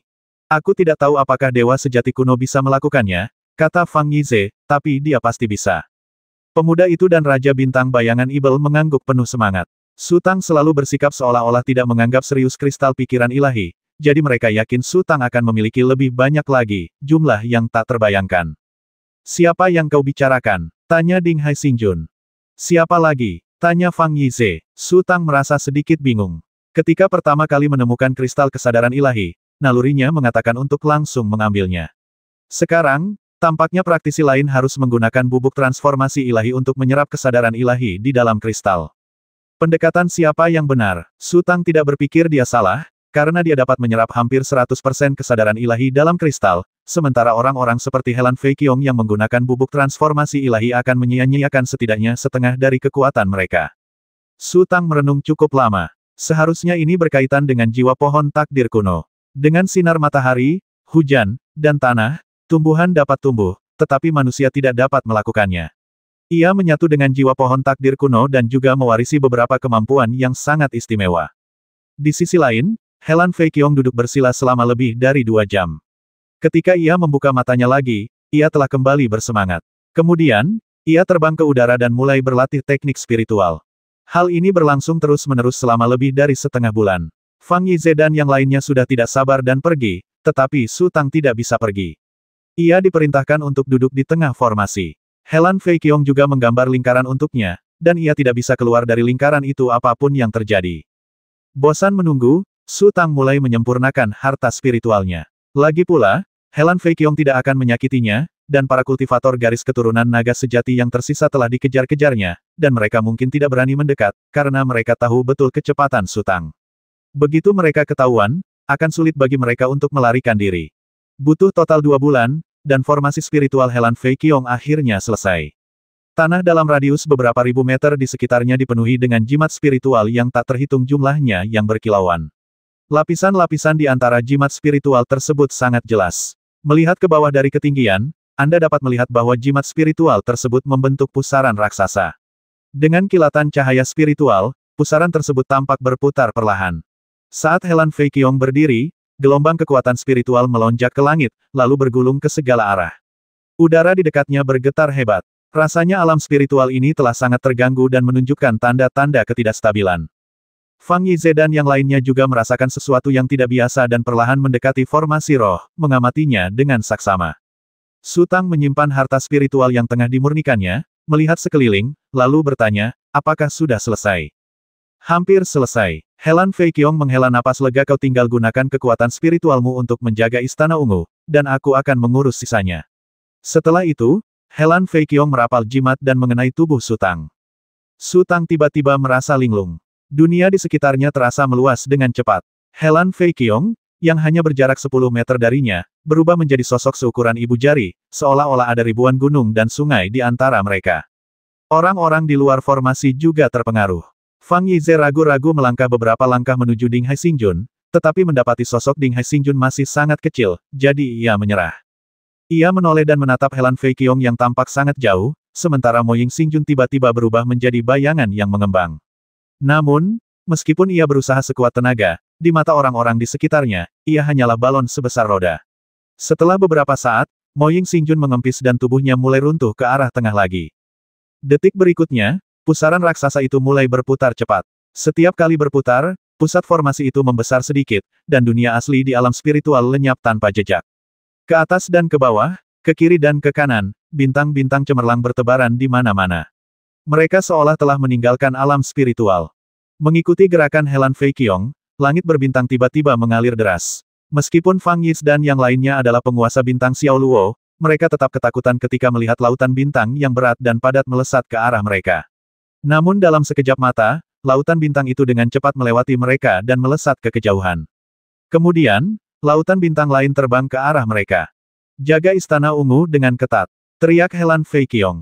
Su Tang memejamkan mata dan menatap Istana Ungunya. Tiba-tiba, seberkas cahaya melesat dari puncak jiwanya dan terjun langsung ke kedalaman lautan bintang. Lautan bintang berlalu satu demi satu, dan akhirnya, sebuah puncak besar yang menjorok muncul di kedalaman lautan bintang, dan puncak yang menjorok itu datang dengan kecepatan yang sangat cepat. Helan Fei Qiong juga mengenali Xie Juntai. Ia menghela napas lega dan bertepuk tangan ke depan. Boom! Puncak gantung raksasa itu tiba-tiba berhenti, dan gelombang kejut yang ditimbulkannya bergulung ke segala arah seperti tsunami. Fang Yize dan yang lainnya hanya merasakan kekuatan dahsyat yang datang ke arah mereka. Mereka terhuyung mundur beberapa langkah sebelum akhirnya tak mampu berdiri tegak. Hanya Demon Shadow Star-Lord yang masih bisa tetap di tempatnya tanpa bergerak. Lautan bintang yang berkilauan kemudian menghilang, dan dunia di alam spiritual muncul kembali. Yang lain baik-baik saja, tetapi wajah Helan Fei Qiong sepucat kertas emas, dan matanya tampak redup. Ia mengabaikan Su Tang, duduk di samping, dan mulai mengatur napasnya. Platform Raja Jahat yang telah lama hilang melayang di atas Su Tang, menimbulkan bayangan besar yang menutupi seluruh formasi spiritual. Apakah itu panggung Dewa Jahat? Dinghai Xingjun menatap langit dengan heran, lalu menunjukkan ekspresi gembira. Jika dia bisa memanggil puncak yang begitu besar dan menjorok ke alam roh, dia mungkin juga bisa pergi. Wanita itu sungguh tangguh. Pantas saja Suetu Xingjun tampak begitu waspada terhadapnya. Bahkan bayangan Ibel Xingjun yang bandel pun selalu tunduk di hadapannya. Hebat, gumam pemuda itu. Ia dan Dinghai Xingjun punya ide yang sama. Yang lainnya tidak penting. Bisnisnya tidak bisa ditunda apapun yang terjadi. Fang Yize melirik ke sekeliling dan tiba-tiba mendapati wajah Su Tang pucat pasi dan pucat pasi. Tubuhnya yang setenang gunung, bergoyang perlahan ke depan dan ke belakang. Ia tampak tak mampu duduk tegak dan hampir roboh di saat berikutnya. Pupil matanya meredup dan sedikit darah perlahan merembes keluar dari sudut mulutnya. Fang Yize terkejut dan segera melompat dan mendarat di samping Su Tang. Ada apa denganmu? Su Tang memaksakan senyum pahit dan mengalihkan pandangannya ke Helan Fei Qiong, matanya penuh dengan pertanyaan. Dia seharusnya baik-baik saja. Helan Fei Qiong juga tampak tertekan, tetapi dibandingkan dengan Su Tang, dia jauh lebih kuat lagi pula. Platform Dewa Jahat adalah benih spiritual yang dia sempurnakan, jadi aku meminjam kesadaran ilahinya. Tetapi kau, seharusnya, memberitahuku terlebih dulu, kata Su Tang dengan susah payah. Saya tidak menyangka kerugiannya sebesar ini, ujar Helan Fei Qiong. Tidak heran guru berkata bahwa saya baru bisa mencoba mengaktifkan formasi spiritual kuno setelah saya mengembangkan kekuatan supernatural saya. Sudah kubilang, takkan ada waktu berikutnya. Jadi beginilah mata formasi itu dibuat. Su Tang berkata sebentar-sebentar, matanya mulai gelap. Tadi, ketika Helan Fei Qiong sedang mengoperasikan formasi spiritual, ia menyadari bahwa menjadi mata formasi adalah posisi yang rentan. Bahkan pikiran spiritualnya pun bisa diekstraksi paksa. Untungnya, di saat-saat terakhir, Helan Fei Qiong menyadari ada yang tidak beres dan menghalangi proses ekstraksi tersebut. Kalau tidak, ia mungkin sudah menjadi mayat kering sekarang. Kalau nggak ada siapa-siapa, ya nggak ada siapa-siapa, kata Helan Fei Qiong sambil tersenyum. Ia sudah hampir pulih, lalu mengganti topik pergi dan panggil dia. Aku sudah bertahun-tahun nggak ketemu dia. Kau, siapa kau? Fang Yis tiba-tiba berteriak. Helan Fei Qiong melirik Fang Yis tanpa menjawab, lalu mendesak Su Tang segera pergi dengan tatapannya. Su Tang menarik napas panjang, bergegas menuju Xie Juntai, dan menghilang di balik bebatuan dalam sekejap mata. Bagi Su Tang, platform Dewa Jahat tidak dijaga, ia bisa masuk dan keluar kapan saja, dan ia bisa dengan jelas merasakan lokasi boneka ajaib itu. Detik berikutnya, Su Tang muncul di hutan lebat. Ada lapangan datar di tengah hutan. Sebuah boneka ajaib dengan penampilan yang agak mirip dengan Su Tang sedang bermeditasi di lapangan itu. Su Tang berhenti di depan boneka ajaib itu, terdiam sejenak, lalu menarik napas dalam-dalam. Bentuk boneka ajaib itu tiba-tiba berubah bentuk, lalu berubah menjadi gumpalan asap, masuk ke mulut dan hidung Su Tang, lalu menghilang. Su Tang perlahan-lahan menundukkan matanya dan mulai mengalirkan pembuluh darah spiritualnya, menyerap kekuatan spiritual yang luas sebagai lautan yang dibawa kepadanya oleh boneka ajaib. Sejak meninggalkan dunia manusia, boneka Ibel telah berlatih diam-diam di panggung penguasa jahat selama hampir 30 tahun, dan tidak pernah berhenti berlatih. Meskipun seni kehidupan abadi milik Su Tang dapat menyerap energi spiritual dengan kecepatan dan efisiensi yang jauh melampaui para kultivator lain, dan bahkan dapat menyerapnya secara instan di medan perang, itu hanyalah sebagian kecil dibandingkan dengan jumlah total energi spiritual yang terbuang. Akan tetapi, kekuatan spiritual yang tersimpan dalam boneka sakti itu 100% miliknya, tanpa ada yang terbuang. Terlebih lagi, boneka ajaib itu telah berlatih sepanjang waktu, yang berarti ia langsung mendapatkan tambahan 30 tahun latihan keras. Semua tanda kelelahan telah lenyap, dan pupil mata Su Tang kembali cemerlang. Ia berhenti sejenak, dan sosoknya tiba-tiba menghilang dari tempatnya. Dalam sekejap mata, Su Tang telah mendarat di padang rumput dan berjalan maju dengan santai. Rumput di dekatnya tumbuh dengan kecepatan yang dapat dilihat dengan mata terbuka, dan bunga-bunga liar bermekaran di sana, ada yang merah, ada yang kuning, ada yang ungu, dan ada yang putih. Hanya dalam beberapa tarikan napas, lingkungan sekitar telah berubah menjadi lautan bunga. Senyum tersungging di bibir Su Tang. Ia tidak menggunakan kekuatan spiritual pohon takdir kuno. Bunga dan tanaman dalam radius lebih dari 1000 meter tiba-tiba berubah karena sebuah kehidupan perlahan bangkit. Melanjutkan langkah, sebuah mata air jernih muncul di hadapan kami. Seorang perempuan duduk di balik batu, menatap air dengan tenang. Ada sekuntum bunga teratai di atas air, dan sebuah kepompong emas terbungkus di dalamnya. Saat itu, cangkang kepompong itu perlahan menggeliat. Su Tang tidak memandang wanita itu. Matanya selalu tertuju pada kepompong emas. Ia berjalan lurus ke mata air dan berhenti. Wanita itu mengangkat kepalanya dengan terkejut dan menatap Su Tang. Nona Zuang, lama tidak bertemu, kata Su Tang lembut. Kau, siapa kau? Wanita itu perlahan berdiri, dan saat ia berdiri, kupu-kupu roh yang tak terhitung jumlahnya tiba-tiba muncul di lautan bunga. Kupu-kupu roh itu membubung ke udara seperti awan gelap, berputar-putar tanpa henti, seolah menunggu sesuatu. Kamu sama sekali tidak menua, kata Su Tang perlahan, tapi aku agak tua. Sebenarnya, penampilan Su Tang tidak banyak berubah, tetapi ekspresinya benar-benar berbeda dari sebelumnya. Su Tang sebelumnya penuh semangat. Ketika menjadi master, ia berani menantang Grandmaster. Ketika menjadi Grandmaster, ia berani menantang leluhur agung. Namun, setelah bertahun-tahun menempa diri di bidang bintang, semangatnya hampir habis. Ia sering ragu-ragu ketika menghadapi sesuatu, tetapi begitu ia mengambil keputusan, metodenya jauh lebih kejam dari sebelumnya, dan ia sering membasmi orang di alam liar. Apakah kamu mengenali saya? Wanita itu mengerutkan kening. Kita berteman, kata Su Tang sambil tersenyum. Pantas saja, aku sama sekali tidak panik saat melihatmu. Sudut bibir wanita itu perlahan melengkung ke atas, lalu ia pun tersenyum. Sudah berapa lama dia tertidur? Tatapan Su Tang kembali tertuju pada kepompong emas itu. 20 tahun 10 bulan, kata wanita itu dengan nada khawatir dan mengerutkan kening. Apakah penyakitmu sudah sembuh? Su Tang tampak sedikit terkejut. Ada apa denganku? Wanita itu tercengang. 20 tahun 10 bulan. Bagaimana kau bisa mengingatnya dengan begitu akurat? Tanya Su Tang lagi. Saya hanya bisa mengingatnya, kata wanita itu. Saya bisa mengingat semua hal yang berhubungan dengannya. Itulah mengapa saya sangat mencintainya dan selalu ada di sini bersamanya. Sepertinya butuh waktu. Su Tang mendesah pelan, kamu tinggal di sini dulu dan urus dia, aku akan segera kembali. Saya selalu ada di sini, kata wanita itu. Sosok Su Tang menghilang lagi. Di dalam panggung dewa jahat, ia adalah dewa yang maha kuasa. Sebelumnya ia tak mampu melakukannya, tetapi kini kemajuannya telah menyamai sang dewa. Ia juga telah berlatih keras selama 30 tahun, dan ia tak jauh dari terobosan nyata.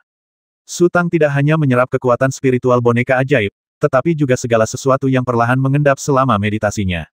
Ada mata air lain. Air mata air itu merembes keluar dari celah-celah bebatuan, berkumpul menjadi kolam yang jernih, lalu mengalir perlahan menyusuri gunung, sesekali menimbulkan suara-suara merdu. Ada dua perempuan di tepi kolam yang jernih. Salah satunya membungkuk dengan rambut panjangnya yang tergerai terendam air. Sebuah parang besar tertancap di belakangnya. Perempuan lainnya memegang bunga sabun di tangannya dan sedang mencuci rambut seseorang dengan hati-hati. Yang membungkuk adalah Si Xiaoru, dan yang memegang bunga sabun adalah selir Mei. Keduanya mengobrol dan tertawa, dan suasananya sangat menyenangkan. Pada saat itu, seorang wanita lain keluar dari hutan sambil berteriak, oh tidak. Oh tidak, Tuan Ye Fuchen pingsan. Zhong Xiwer, apa yang terjadi? Si Xiaoru tiba-tiba mengangkat kepalanya. Aku juga tidak begitu yakin. Zhong Xiwer sedikit terengah-engah. Guru berkata seolah-olah ada kekuatan besar yang turun dari langit berbintang, mencoba mengendalikan panggung dewa jahat. Tuan Ye Fuchen berjuang mati-matian melawan kekuatan besar itu, tetapi akhirnya beliau tidak mampu menahannya. Sepertinya beliau kalah. Langit dan bumi berguncang tadi. Apakah kekuatan besar itu yang menyebabkan masalah? Teriak Si Xiaoru. Seharusnya begitu, jawab Zhong Xiwer. Si Xiaoru terdiam sejenak, lalu membungkuk lagi, mengambil bunga sabun dari tangan selir Mei, dan menyeka rambutnya. Tidakkah kau ingin kembali dan melihatnya? Tanya Mei Fei dengan heran. Tidak apa-apa, kata Si Xiaoru tenang. Kalau cuma orang menyebalkan biasa, itu tidak masalah. Kita tidak bisa keluar, apalagi mereka. Kalau mereka bisa masuk, kita bukan tandingan mereka, apalagi dia. Xiuer, apa yang diajarkan gurumu? Kau harus tetap tenang di saat genting. Kenapa kau begitu panik? Tidak, kau tidak bisa menyalahkanku. Zhong Xiu'er tampak sedikit kesal tuanku yang memintaku datang. Su Tang terdiam. Ia tiba-tiba menyadari bahwa si Xiaoru telah banyak berubah selama bertahun-tahun. Dulu, si Xiaoru hanyalah orang yang berani bertarung dan membasmi, tetapi sekarang ia tampak jauh lebih tenang. Jika itu dia, Su Tang, ia akan tiba-tiba menyadari bahwa benih roh tingkat domainnya terguncang oleh suatu kekuatan, dan ia mungkin tidak akan bisa berlatih setenang si Xiaoru. Su Tang melangkah maju dan perlahan berjalan menuju si Xiaoru. Mei Fei dan Zhong Xiu'er tiba-tiba menyadari ada sosok yang berjalan keluar dan menatap mereka bersamaan, lalu mereka tertegun. Su Tang meletakkan jari telunjuknya di depan bibir, memberi isyarat agar Mei Fei dan Zhong Xiu'er diam. Mei Fei dan Zhong Xiu'er hampir tak percaya dengan apa yang mereka lihat. Mereka menggosok mata mereka bersamaan dengan tangan, lalu membukanya lebar-lebar. Dalam beberapa tahun pertama setelah kepergian Su Tang, mereka sering berharap Su Tang akan tiba-tiba muncul dan memberi mereka kejutan, tetapi hampir 30 tahun telah berlalu, dan harapan itu telah menjadi sangat lemah. Mungkin mereka masih berpikir dalam hati bahwa Su Tang telah meninggal di medan bintang yang dilanda krisis, tetapi tidak ada yang berani mengatakannya dengan lantang. Su Tang berjalan di belakang si Xiaoru, membungkuk untuk mengambil seikat bunga sabun yang harum, dan dengan lembut menggosokkannya ke rambut si Xiaoru. Si Xiaoru masih membungkuk. Ia bahkan tidak menoleh ke belakang, dan seharusnya tidak melihat Su Tang. Namun, tubuhnya tiba-tiba sedikit gemetar, dan otot-otot di leher dan bahunya menjadi sangat kaku. Zhong Xiu'er tersadar saat itu. Ia tiba-tiba berdiri dan terbang menjauh. Ye Fuchen adalah satu-satunya orang yang bisa mengendalikan Xie Juntai. Pingsannya yang tiba-tiba membuat para tetua merasa tidak nyaman, jadi ia harus segera menyampaikan kabar baik ini. Mei Fei sangat gembira, tetapi ia tahu identitasnya sendiri dan tidak berani melanggar batas, apalagi mengganggu Su Tang dan si Xiaoru.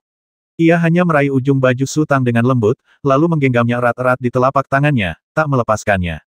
Su Tang mengusap rambut panjang si Xiaoru dengan gerakan yang sangat lembut, tetapi tubuh si Xiaoru bergetar semakin hebat. Air mata mengalir dari sudut matanya dan jatuh ke kolam yang jernih. Su Tang melihatnya dengan jelas dan ia tak kuasa menahan desahan pelan. "Kenapa kau lama sekali?" bisik si Xiaoru. Su Tang terdiam. Meskipun si Xiaoru selalu berkemauan keras, kini ia tampak agak menawan. Kata-katanya juga mengandung emosi mengeluh seorang istri yang telah lama jauh dari rumah. Faktanya, bukan hanya si Xiaoru, tetapi juga Mei Fei di belakangnya, Zhong Xiu'er yang baru saja pergi, dan semua praktisi yang tinggal di Xie Juntai, baik yang lebih tua maupun juniornya, semuanya menghormatinya. Mereka berbeda dari Helan Fei Qiong. Helan Fei Qiong adalah rekan setianya yang akan hidup dan mati bersamanya. Namun, orang-orang di sini telah memutuskan untuk mengandalkannya, Su Tang, ketika mereka memilih untuk memasuki Xie Juntai. Kepergian Su Tang membuat banyak orang merasa kehilangan. Selama bertahun-tahun, mungkin mereka selalu menantikan kembalinya Su Tang untuk menunjukkan jalan cerah ke depan. Masa ini seharusnya sangat lama bagimu, tapi bagiku, ini hanya sekejap mata, kata Su Tang lembut. Aku tahu, kau sudah benar-benar berubah. Si Xiaoru mendesah pelan, kau pasti sudah mengalami banyak risiko di luar sana, kan? Pada saat ini, fluktuasi kekuatan spiritual terdengar dari jauh, dan sosok-sosok berjalan melewati sisi ini, masing-masing dengan ekspresi gembira di wajah mereka. Dalam sekejap mata, mereka telah mendarat di atas rumput. Ada Helan Fei Qiong, Gu Suifeng, Hua Xijue, Si Kong Chuo, dan 11 murid Su Tang. Kecuali beberapa orang, hampir semua orang yang memenuhi syarat untuk memimpin panggung penguasa jahat telah tiba. Melihat Su Tang dan si Xiaoru berpelukan, meskipun mereka merasa sangat cemas dalam hati dan ingin menanyakan sesuatu pada Su Tang, mereka tetap minggir dengan bijak dan diam-diam.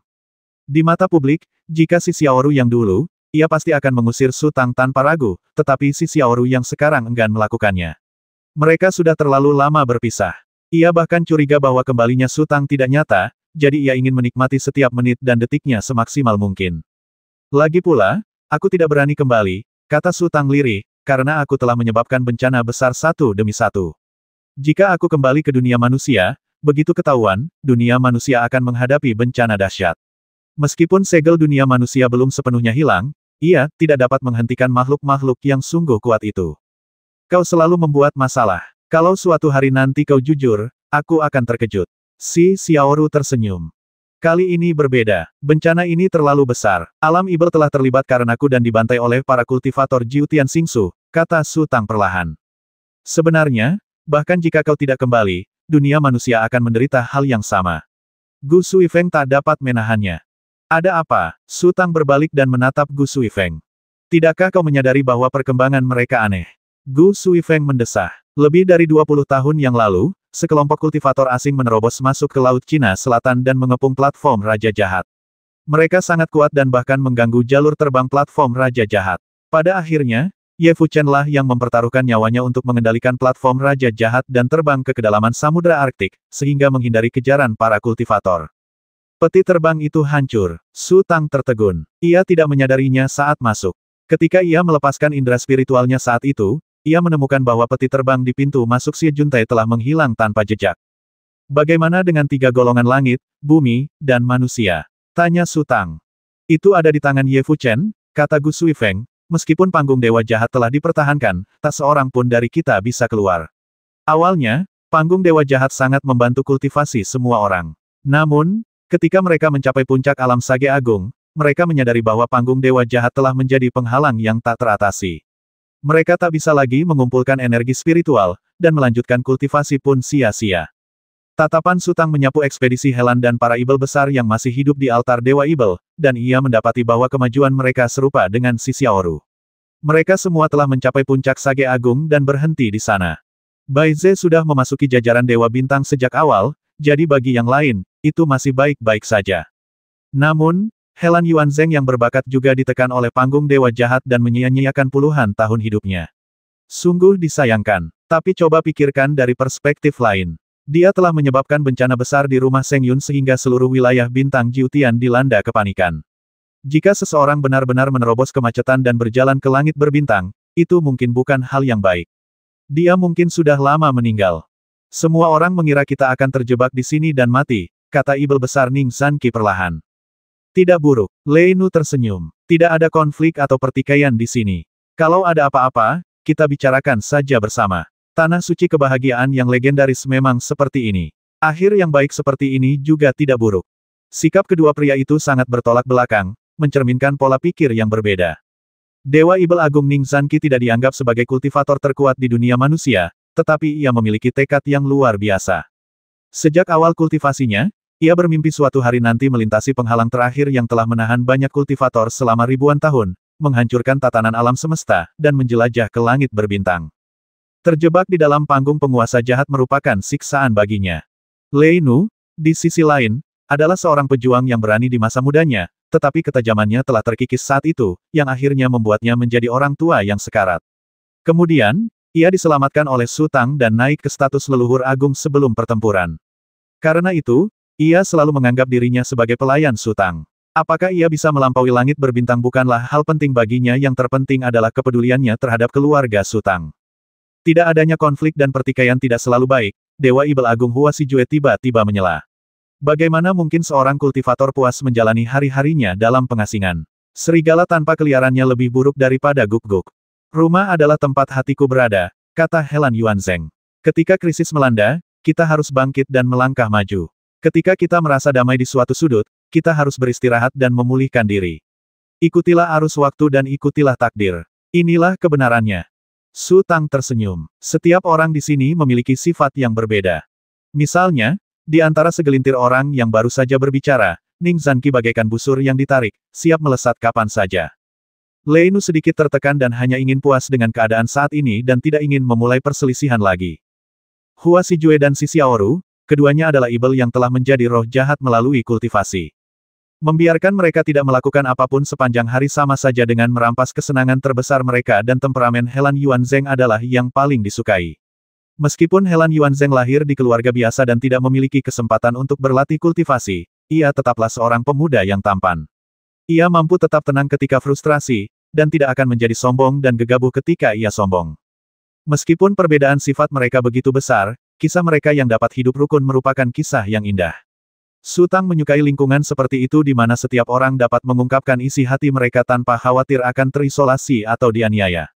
Jika dia berada di garis keturunan naga sejati, Ning Zanqi pasti telah melanggar tabu barusan. Ning Zanqi jelas sangat tidak sabar dan kesal karena terjebak di sini. Sebagai penguasa, Su Tang seharusnya bisa mengingatnya dan mencari-cari kesalahan Ning Zanqi di masa depan. Kemudian, Jie Xingjun terperangkap di api penyucian cair selama 1000 tahun. Sebenarnya, Su Tang memiliki pemahaman umum tentang apa yang terjadi. Itu semua karena Pangeran Ketiga Bian mempercayai kebohongan tersebut. Tapi kapan Jie Xingjun berani mengeluh? Sebaliknya, ia seharusnya berterima kasih kepada Pangeran Ketiga Bian, agar Pangeran Ketiga Bian semakin bersimpati kepadanya dan memberikan perhatian ekstra kepadanya. Pangeran Ketiga Bian adalah langit, memegang kendali atas hidup dan mati. Jika kau ingin bertahan hidup di Gunung Tianle dan berhasil, satu-satunya cara adalah membuat Pangeran Ketiga Bian berbaik hati padamu. Jika kebaikannya tulus, kau secara alami akan naik ke puncak. Jika kebaikannya lemah, kau pasti akan dikucilkan dan menjadi orang yang terpinggirkan. Tatapan Sutang perlahan menyapu lagi, lalu mendarat di Heping. Heping buru-buru maju beberapa langkah dan berlutut salam, Guru. Di belakang, Dang Yuntai, Zhong Siwer, dan yang lainnya juga keluar, berlutut berjajar, dan berkata serempak, salam, Guru. Pada saat ini, di belakang Heping dan yang lainnya, hampir 100 praktisi juga berlutut dan berkata, salam, Grandmaster. Grandmaster, Sutang sedikit terkejut. Guru, setelah kami memasuki alam suci, para tetua mengatakan bahwa kami memenuhi syarat untuk menerima murid. Guru tidak ada di sini, jadi saya agak takut pada awalnya, tetapi kemudian Guru memberi perintah. Heping menjelaskan dengan takut-takut. Itulah yang kukatakan, kata si Kongcuo dengan murah hati, sejujurnya, kami benar-benar tidak tahu apakah kau bisa kembali. Jika kau tidak bisa kembali, kami tidak bisa hanya melihat warisanmu perlahan-lahan menghilang. Tapi Heping harus mendapatkan izinmu, jadi kami hanya menerima beberapa murid nominal. Jika kau ingin resmi masuk sekte, kau tetap membutuhkan persetujuanmu. Jangan salahkan dia, salahkan aku jika kau ingin menyalahkan orang lain. Guru, apa yang Anda bicarakan? Sutang berkata sambil tersenyum, Heping, seharusnya Anda mendengarkan Guru sejak lama. Sutang sudah masuk dalam jajaran Star-Lord, namun dia masih memanggilnya Master, yang membuat jantung si Kongcuo berdebar kencang, dan dia mendesah pelan.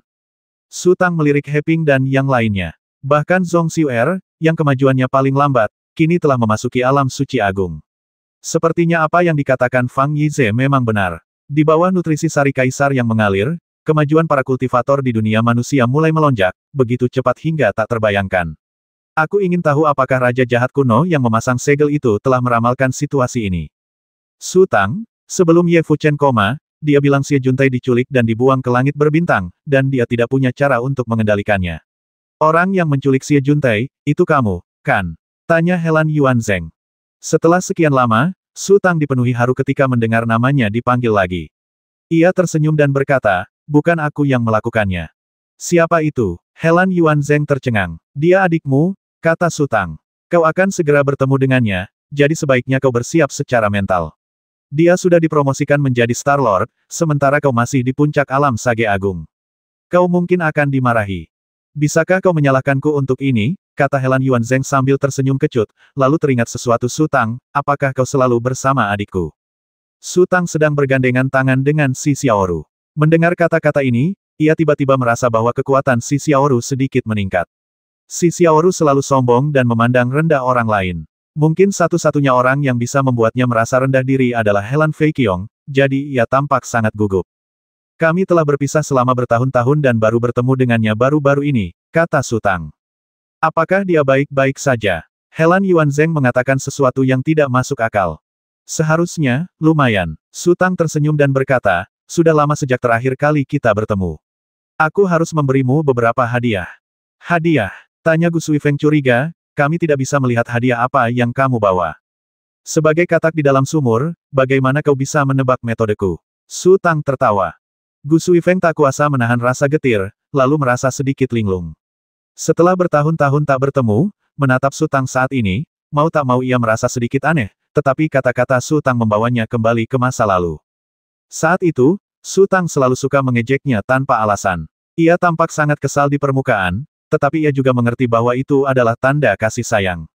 Mana hadiahnya? Tanya si Xiaoru penasaran. Sutang mengangkat tangannya dan menunjuk ke langit, lalu fluktuasi kekuatan spiritual yang dahsyat meledak, mengguncang seluruh dunia dengan dahsyat. Kemudian, ribuan sinar cahaya menyapu Sutang, melesat ke langit, lalu mengembun menjadi titik-titik hujan cahaya yang tak terhitung jumlahnya, berjadewa satu demi satu. Ada pedang-pedang yang memancarkan cahaya spiritual, pedang-pedang yang dipenuhi aura pembasmi, tombak-tombak berkekuatan agung, dan tali-tali warna-warni. Hanya dalam sekejap mata, harta karun spiritual yang tak terhitung jumlahnya berjadewa di seluruh hutan dan meluas hingga ke kaki gunung. Seluruh hutan memancarkan aura keberuntungan dan cahaya kemerahan yang tak terhingga, menyilaukan mata mereka. Meskipun Ning Zanqi, Hua Shijue, dan yang lainnya tidak memiliki kesempatan untuk keluar dari langit berbintang, mereka masih memiliki penglihatan dasar. Mereka dapat melihat bahwa setiap senjata spiritual adalah harta langka yang tidak dapat ditemukan sekali dalam 1000 tahun. Tentu saja ini untuk mereka. Si Kong Chuo tercengang, si Xiaoru tercengang, Mei Fei tercengang, dan semua orang yang melihat keheranan itu pun tercengang. Kebanyakan dari mereka belum pernah melihat harta spiritual semacam ini, bahkan satu pun. Ya dewa, Gu Suifeng agak siap, tetapi masih tertegun, lalu berteriak, Su Tang, berapa banyak perbendaharaan negara yang telah kau rampok? Kas negara, setiap dewa bintang membawa harta karun. Bahkan harta pribadi orang termiskin pun puluhan juta kali lebih berharga daripada kas negara yang pernah kau lihat, kata Su Tang sambil tersenyum. Lalu berapa banyak dewa bintang yang kau rampok? Teriak Gu Suifeng lagi. Faktanya, ketika Gu Suifeng berteriak, ia tidak menyadari apapun. Setelah berteriak, ia kembali tertegun. Kegembiraan yang baru saja ditunjukkan Ning Zanqi, Hua Xijue, dan yang lainnya lenyap tanpa jejak. Semua pasang mata yang sayu tertuju pada Su Tang. Merampok Star-Lord, topik ini seharusnya hanya ada dalam fantasi. Siapakah Star-Lord? Mereka semua adalah kultivator yang memenuhi syarat untuk memasuki langit berbintang, individu-individu luar biasa yang dipilih dari ribuan mil jauhnya. Bahkan Su Tang baru keluar beberapa dekade yang lalu. Ini, aku tidak bisa menghitungnya. Su Tang menggelengkan kepalanya. Dia sama sekali tidak bermaksud berpura-pura. Dia mengatakan yang sebenarnya dan sikapnya sangat tulus. Suasana tiba-tiba menjadi sunyi senyap, dan sorot mata semua orang berubah. Beberapa dipenuhi keraguan, sementara yang lain berkilat gembira. Mereka yang memahami latar belakang Star-Lord tertegun lebih lama, sementara para murid di bawah Heping dan yang lainnya adalah yang pertama terbangun, menari dengan sukacita yang meluap-luap. Karena mereka belum memasuki alam suci, mereka tentu saja tidak memiliki konsep tentang Dewa Bintang. Ning Zanqi, Hua Xijue, dan yang lainnya telah lama terjebak di puncak alam suci agung. Mereka tahu betul bahwa jika mereka melangkah maju, kekuatan mereka akan meningkat pesat, seolah-olah perbedaan antara langit dan bumi begitu besar, itulah sebabnya mereka ragu-ragu. Apakah Star-Lord yang kuat hanyalah sosok yang lemah di hadapan Su Tang? Sudah berapa lama Su Tang pergi? Lalu apa gunanya mereka berjalan keluar dari langit berbintang? Bukannya dia berpikir untuk berurusan dengan Su Tang, tapi dia kecewa. Seperti seseorang yang bermimpi mendapatkan harta karun. Banyak orang mengatakan kepadanya bahwa selama ia mendapatkan harta karun itu, ia akan menjadi tak terkalahkan. Namun, setelah ia benar-benar mendapatkannya, ia mendapati banyak orang yang memegang harta karun yang sama telah dibantai seperti Nangui dan Guk-Guk. Maka hasrat fanatiknya terhadap harta karun itu pun lenyap dengan sendirinya. Helan Yuanzheng tersadar kembali dan perlahan melangkah maju. Ia lalu mengambil sebuah pedang spiritual, mengamatinya sejenak, dan mendesah, pedang ini sungguh pedang kelas atas. Jika seseorang menyusun peringkatnya, mungkin pedang ini akan masuk dalam peringkat surgawi. Peringkat surgawi, Ning Zanqi mendesah. Ia lalu berjalan ke sebuah pedang dan mengangkatnya dengan jari-jari kakinya. Ia kemudian mengulurkan tangan untuk menangkapnya dan mengetuknya pelan dengan ujung jarinya.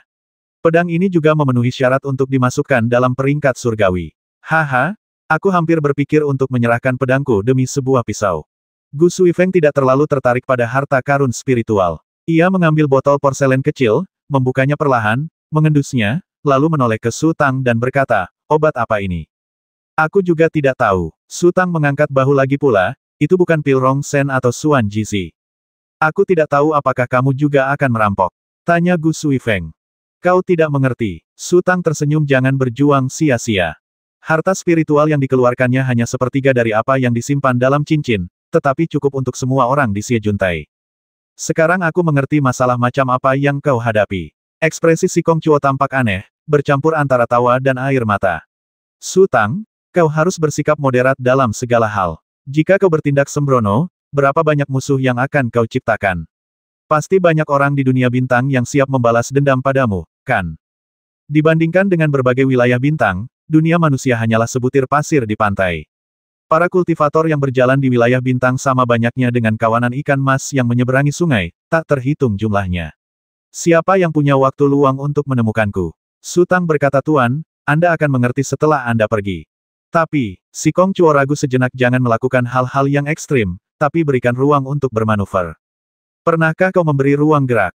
Hua Xijue mencibir, sebenarnya, dia benar. Kita belum pernah keluar sebelumnya, jadi kita tidak tahu apa-apa.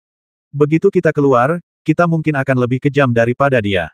Kemarilah, Gu Suifeng tiba-tiba berteriak, pagari hutan ini. Tak seorang pun boleh masuk tanpa izinku.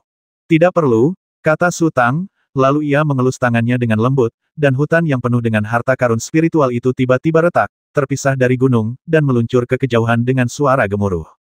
Di bawah kendali pikiran Su Tang, hutan perlahan meninggi kembali, membentuk bukit yang berdiri sendiri. Bukit itu dikelilingi tebing, hanya di atasnya terdapat hutan lebat. Sinar cahaya terus berhamburan dari hutan lebat, mewarnai langit dengan cahaya yang cemerlang. Metode Xingjun memang. Gu Suifeng menghela nafas.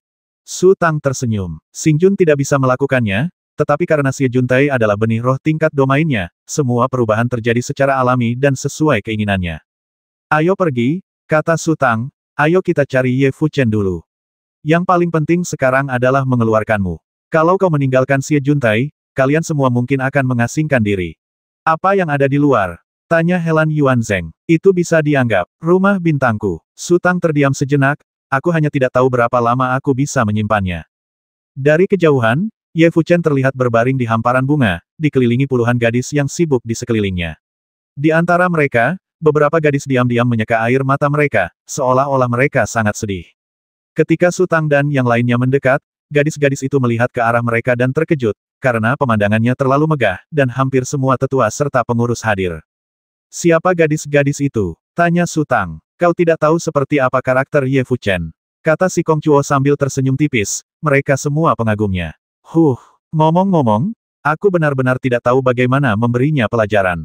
Dia menarik lebah dan kupu-kupu kemana-mana. Gadis-gadis itu juga memujanya. Mereka tahu Ye Fuchen playboy, tapi mereka tetap saja mengerumuninya. Apa salahnya mereka melakukan ini? Ye Fuchen mungkin bernafsu, tapi dia bukan orang yang berhati dingin. Dia akan selalu berusaha sebaik mungkin untuk menebus kesalahan mereka, kata Hua Xijue. Setelah bertahun-tahun, Hua Xijue masih belum bisa melupakan kebiasaan lamanya berdebat dengan si Kongcuo. Apakah itu berarti wajar bagi mereka untuk berada di dekat anak nakal yang tidak berguna? Apa balasannya? Kita tidak harus mendapatkan imbalan apapun atas apa yang kita berikan, kata si Kongcuo.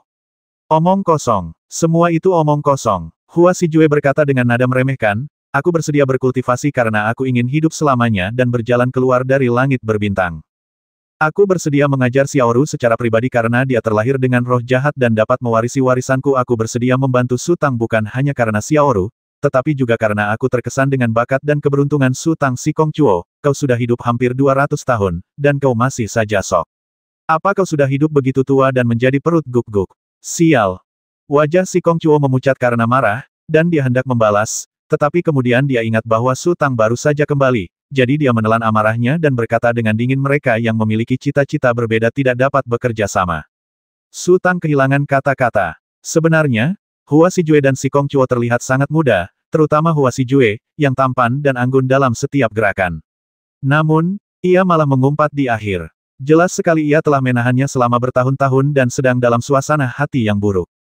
Kemudian, Su Tang menatap si Xiaoru di sampingnya. Ia ingin si Xiaoru menghampirinya dan membujuknya, tetapi si Xiaoru menggelengkan kepala, mengangkat bahu, dan berbisik, nanti juga kau akan terbiasa.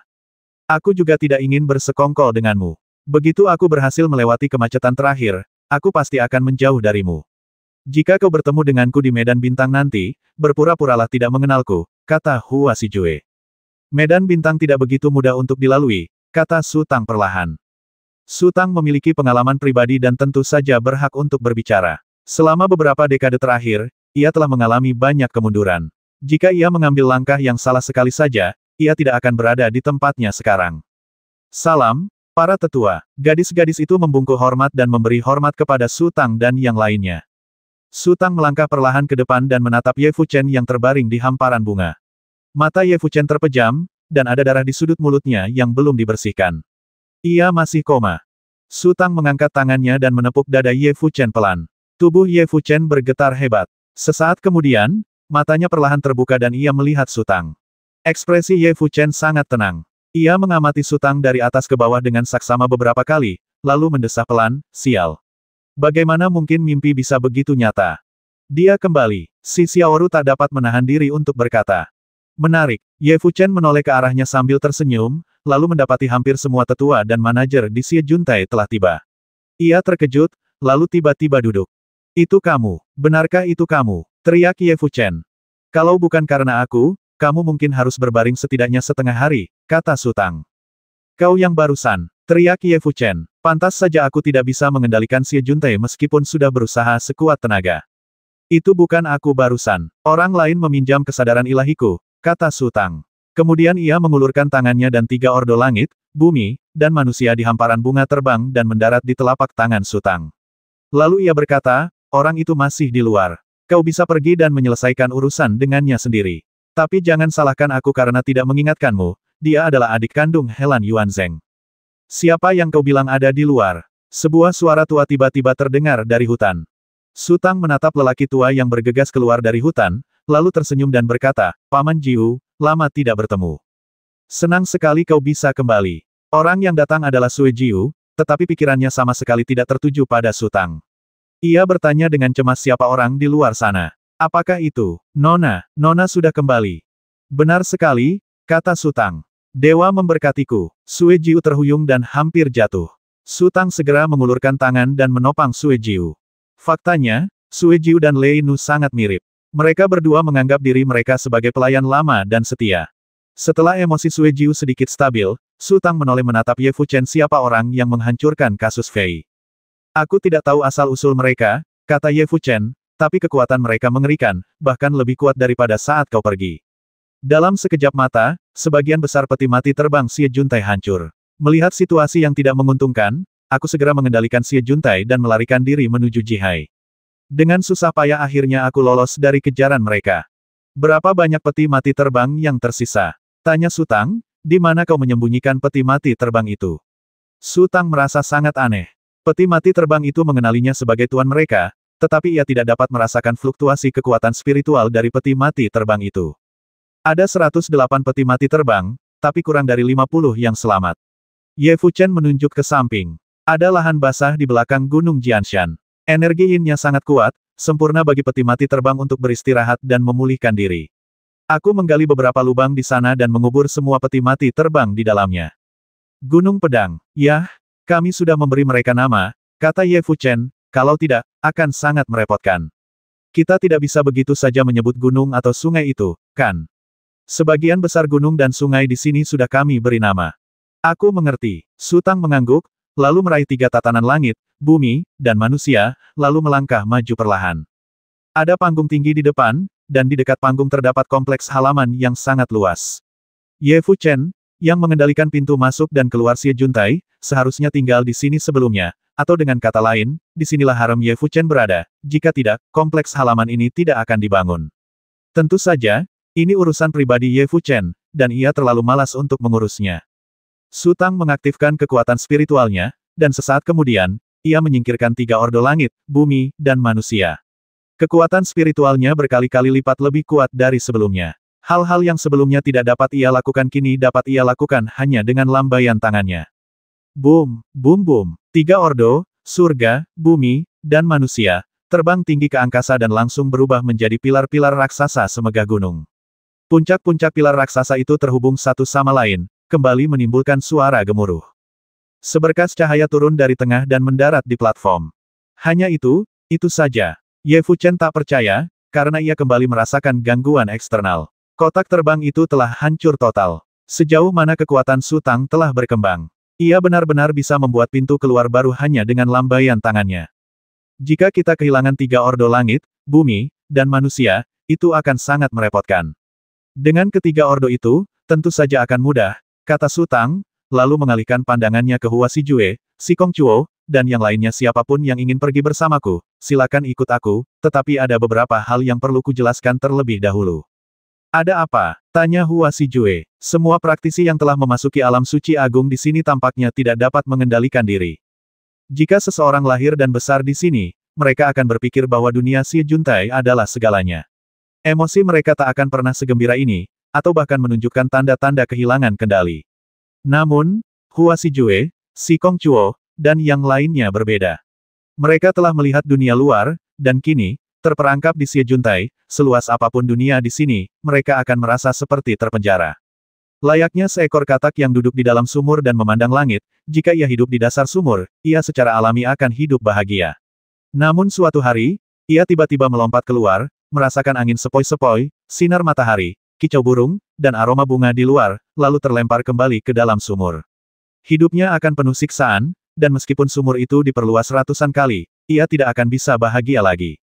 Saat bepergian di langit berbintang, menggunakan nama adalah hal yang tabu, kata Sutang, setiap kultivator yang kutemui punya gelarnya masing-masing.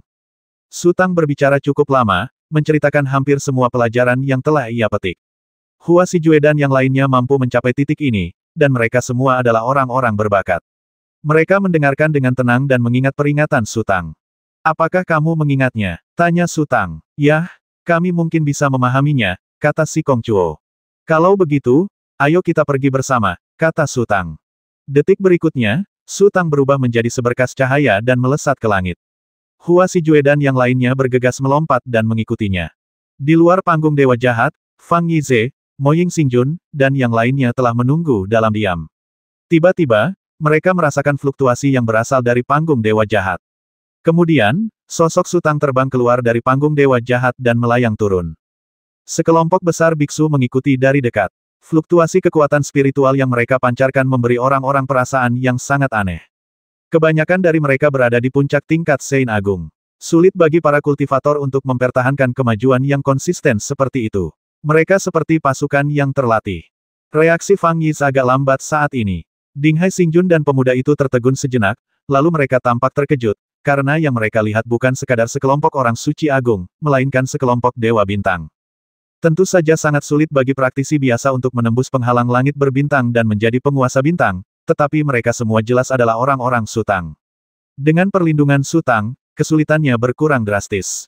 Sebenarnya, jika mereka memiliki sumber daya berlimpah seperti Sutang, mereka bisa melakukan hal yang sama. Helan Yuanzheng mengalihkan pandangannya dan jatuh pada Helan Fei Qiong. Saat itu, Helan Fei Qiong sedang duduk di rerumputan dengan mata terpejam dan mengatur napasnya. Helan Yuanzheng menunjukkan kegembiraan, sosoknya terbang dan mendarat dengan lembut tak jauh dari Helan Fei Qiong. Sue Jiu mengikutinya dari dekat, dan keduanya menatap Helan Fei Qiong tanpa berkedip. Ada orang lain yang juga menatap Helan Fei Qiong, dan itu adalah Si Xiaoru. Di antara begitu banyak praktisi di dunia manusia, satu-satunya yang bisa meyakinkan Si Xiaoru dan merasa rendah diri adalah Helan Fei Qiong. 980.